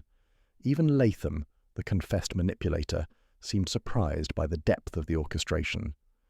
"You see, Mr. Latham," she said softly, "your cleverness was used as a conduit. You executed the physical movements, but the guiding mind, the one who understood human responses, timing, and psychological pressure, has been revealed." Mrs. Halford's shoulders slumped slightly, the mask of dignity giving way to a rare moment of vulnerability. "It was necessary," she murmured. "The Colonel's habits, his meticulous arrangements. I had to ensure nothing was disturbed, nothing misinterpreted. I never expected it to escalate. I only wanted to control outcomes, to preserve his order and protect the household." Miss Marple nodded, recognizing the complexity of the situation. The motive, once again, was not simple greed, revenge, or malice. It was an obsessive compulsion to control, extended to a broader psychological landscape. Mrs. Halford had maintained the illusion of innocence while guiding events behind the scenes, creating a labyrinthine sequence that only the most patient and perceptive observer could untangle. "You underestimated one thing," Miss Marple continued, addressing Mrs. Halford directly. "Even the most subtle manipulations leave traces, in gestures, in hesitations, and in reactions. By observing carefully, one can reconstruct the sequence and reveal the guiding mind. Your genius, while formidable, has been revealed through the very patterns you sought to conceal." Mrs. Halford's eyes welled with tears, a rare crack in her composed exterior. She nodded slightly, acknowledging the detective's insight without words. The revelation rippled through the household. The mastermind was not who anyone had expected, and the case, though seemingly resolved, had concealed one final, elegant deception. Miss Marple stepped back, allowing the weight of the discovery to settle. The mansion, once shrouded in fear and manipulation, now stood quiet, illuminated not only by the morning sun filtering through tall windows, but by the clarity of truth. The intricate orchestration, the obsessive control, and the subtle manipulations had been revealed. The last-minute twist demonstrated that even when a case seems solved, the truth can remain hidden in plain sight, awaiting the discerning eye of one attuned to human nature. As authorities prepared to take Mrs. Halford aside, and Latham followed with his own confession formalized, Miss Marple allowed herself a faint smile. The game had been complex, the minds involved brilliant and cunning, but the smallest details, the quiet observations, and the patient analysis had revealed the truth. The final twist had tested her genius one last time, confirming that the key to understanding the deepest motives lies in patience, perception, and the unwavering attention to the human heart and mind. The mansion had returned outwardly to a semblance of normalcy, yet an undercurrent of tension lingered. The events of the past weeks had left an indelible mark on every corner of the estate. The hidden room, once a silent repository of secrets, now stood open and exposed. The brass key rested once more in its rightful place, and the vanished thimble, recovered at last, gleamed quietly on the Colonel's writing desk. Latham had been taken into custody, his confession officially recorded, but the revelation of Mrs. Halford's deeper involvement introduced a new complexity, one that would shape the course of justice and the perceptions of those within the household. Miss Marple surveyed the drawing-room, now bathed in the soft glow of afternoon sunlight.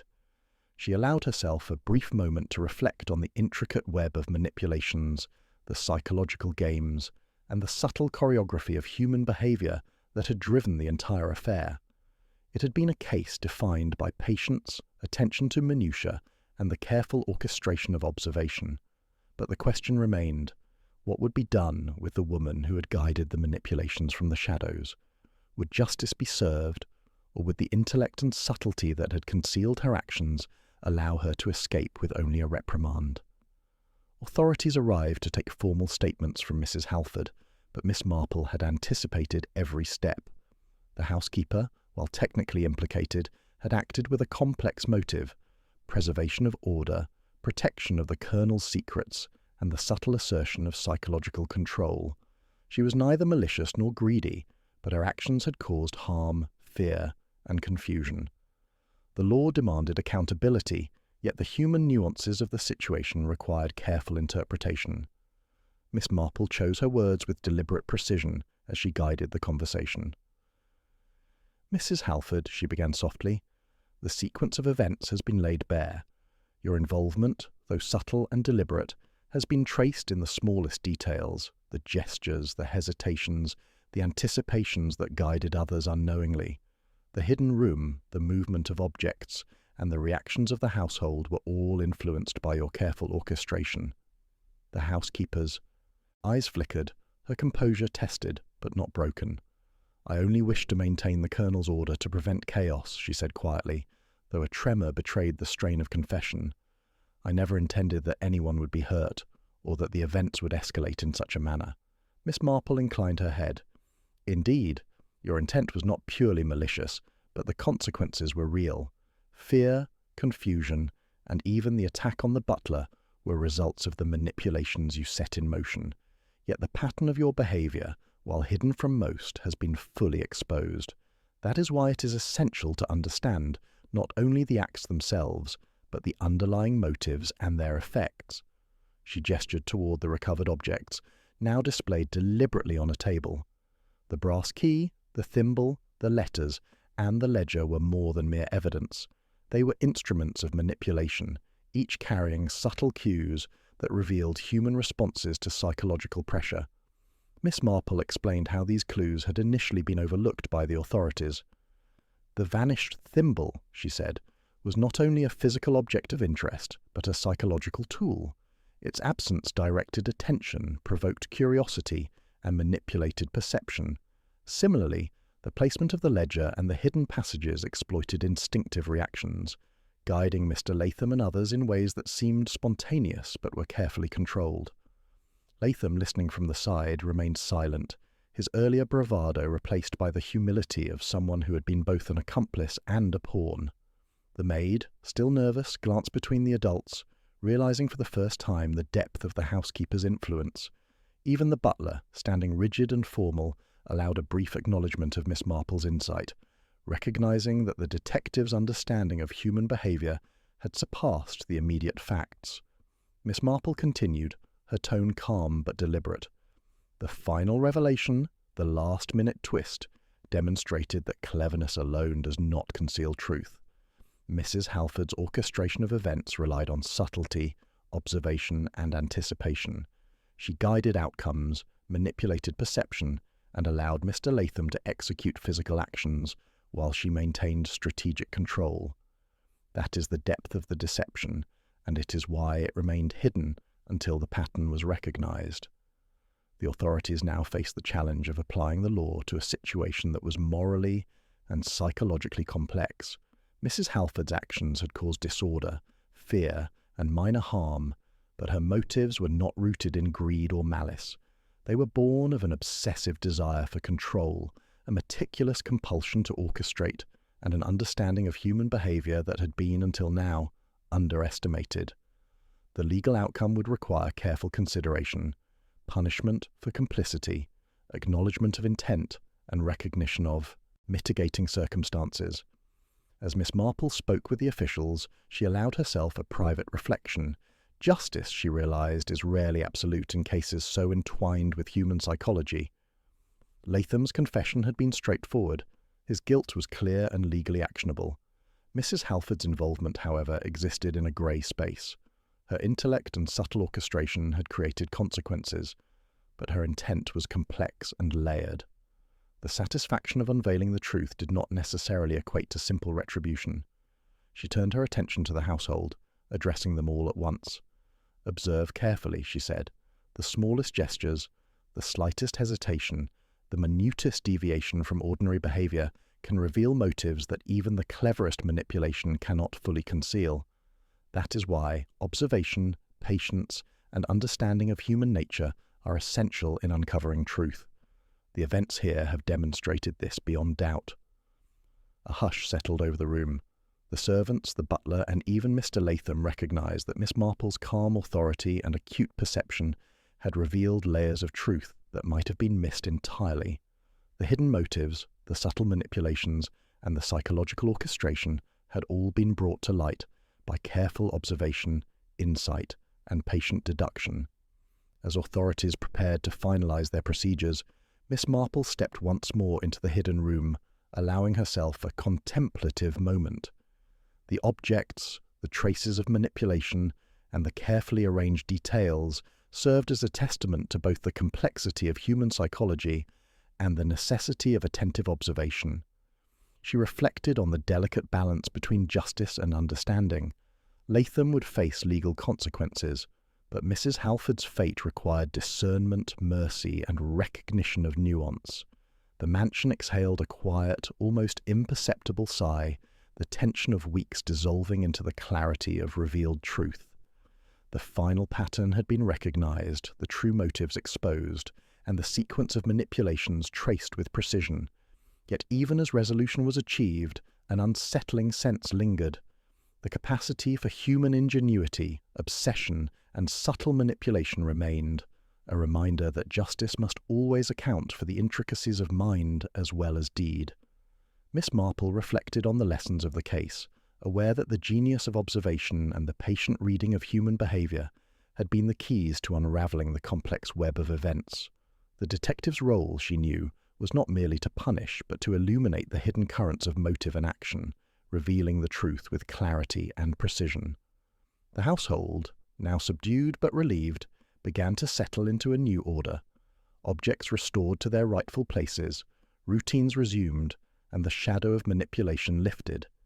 Yet the memory of the events, the lessons of observation, and the depth of psychological orchestration would remain, a subtle reminder that even when justice is served, the echoes of human complexity linger. Miss Marple, standing quietly in the drawing-room, allowed herself a small, knowing smile. The case had tested intellect, patience, and perception to the utmost. Justice, in its legal form, had been pursued, but understanding, insight, and revelation had been achieved in full. The mystery had been resolved, the hidden motives unveiled, and the subtle manipulations brought into the light. Yet she knew, with the quiet certainty that accompanies a seasoned detective, that the lessons of this case would endure far longer than the formalities of law, a testament to the enduring power of observation, patience, and the unerring attention to the human heart and mind. Miss Marple stepped out of the drawing-room, the late afternoon sunlight spilling across the polished floors, and felt the crisp chill of early evening brushing against her face. The household had begun its quiet recovery. The butler straightened the chairs, the maid arranged the colonel's papers with meticulous care, and Mrs. Halford, escorted by the authorities, walked with a subdued dignity that hinted at both regret and defiance. Yet even in the apparent closure, Miss Marple's mind remained alert, turning over the subtle details of the case that had unfolded over the past weeks. She moved through the hallways slowly, deliberately, as though retracing the invisible lines of manipulation and observation that had dictated the household's recent chaos. The hidden room, now cleared and catalogued, seemed almost serene in its exposure, yet she knew it had once been a stage for cunning and calculation. Each object, from the brass key to the recovered thimble, had been both a literal and psychological instrument, symbols of control and the subtle provocation of human behavior. But despite having untangled the intricate web of motives and manipulation, a faint unease tugged at the edges of her consciousness, a whisper that perhaps not every puzzle piece had found its place. She paused near the window overlooking the estate gardens. The shadows of early evening stretched long across the manicured lawns, bending the light into a pattern that reminded her of the ledger, with its coded initials and cryptic notations. One particular entry had puzzled her from the beginning, a notation that had seemed innocuous at first, dismissed as an unimportant appointment or a routine entry. But its presence in the ledger, juxtaposed with the subtle interventions of Mrs. Halford, suggested a nuance that neither Latham's confession nor the housekeeper's partial admission fully explained. A minor detail, perhaps, but Miss Marple knew well that in matters of observation, the smallest anomaly could point to something larger, unseen, and yet consequential. As she turned to leave the main hall, her eyes caught a folded envelope tucked behind the colonel's favourite chair. She retrieved it, carefully noting that it had been overlooked by both the authorities and the household staff. Its presence was subtle, almost hidden, as if deliberately left to be discovered, or perhaps to be missed. The envelope was unmarked except for a single set of initials that did not correspond to any of the known players in the recent drama. Miss Marple held it delicately, aware that its contents could either clarify lingering questions or open an entirely new chapter of intrigue. With measured steps, she made her way to the small study at the end of the hall, a room that had remained largely untouched throughout the investigation. She seated herself, the envelope resting in her hands like a fragile artifact, and allowed herself a private moment of reflection. The case, as far as the household and authorities were concerned, had been resolved. Latham had confessed, Mrs. Halford's deeper orchestration had been revealed, and the patterns of manipulation had been documented and explained. Justice, in its formal sense, would be pursued, and the immediate threats were neutralized. Yet Miss Marple sensed that the final act was not yet written, that hidden within the folds of the mundane or overlooked could lie the beginnings of another mystery, subtle and concealed. She opened the envelope slowly. Inside was a single sheet of paper, the handwriting neat, almost clinical, with a precision that suggested careful thought. It contained a message both cryptic and deliberate, a series of numbers, a short reference to a location far from the estate, and a single intriguing line. "Not all the pieces are here, and some shadows never rest." Miss Marple read it twice, allowing the words to sink in. The message hinted at unfinished business, a thread that had not yet been pulled, a riddle that could not be dismissed simply because the immediate crisis had been resolved. Her eyes flicked back to the hidden room, to the objects, and to the subtle psychological traces that had governed the recent series of manipulations. The cryptic note suggested a continuation, a game that extended beyond the estate's walls, and possibly beyond even Mrs. Halford and Latham. The signature was unfamiliar, yet deliberately enigmatic, a challenge that only a patient, observant mind could hope to decipher. It reminded Miss Marple that even when a case appears closed, the world of human behaviour, obsession, and subtle influence often left threads dangling, waiting for those attuned to notice them. As she rose, placing the envelope carefully in her coat pocket, she allowed herself a small, contemplative smile. The satisfaction of unravelling the intricate manipulations, the confessions, and the hidden motives was undeniable. Yet the detective's instinct remained alert. Human nature, she knew, was rarely simple, and motives could extend far beyond what the eye first perceives. The hidden layers of psychology, the patterns of behaviour, and the unseen connections would continue to challenge her in ways both subtle and profound. Walking toward the estate gates, Miss Marple felt the weight of observation settle comfortably upon her shoulders. She had seen the deception, untangled the manipulations, and exposed the underlying motives, but she also understood that mysteries often persisted in the margins, small details overlooked, subtle communications unnoticed, or cryptic messages deliberately planted. The envelope in her pocket represented more than unfinished business. It was a reminder that vigilance, patience, and careful reasoning were never complete, even when a case seemed resolved. Outside, the fog had returned, curling around the hedgerows and lawns like a living presence. The evening air was crisp, carrying the faint scent of autumn leaves and distant smoke. Miss Marple paused, letting her gaze sweep across the landscape. Somewhere beyond the visible, somewhere in the world beyond the estate, there were truths yet to be uncovered, motives yet to be traced, and manipulations yet to be exposed. The thrill of anticipation, the subtle tug of curiosity, and the unrelenting pursuit of understanding called to her, as they always did. She continued down the gravel path toward her car, each step measured, deliberate, and reflective.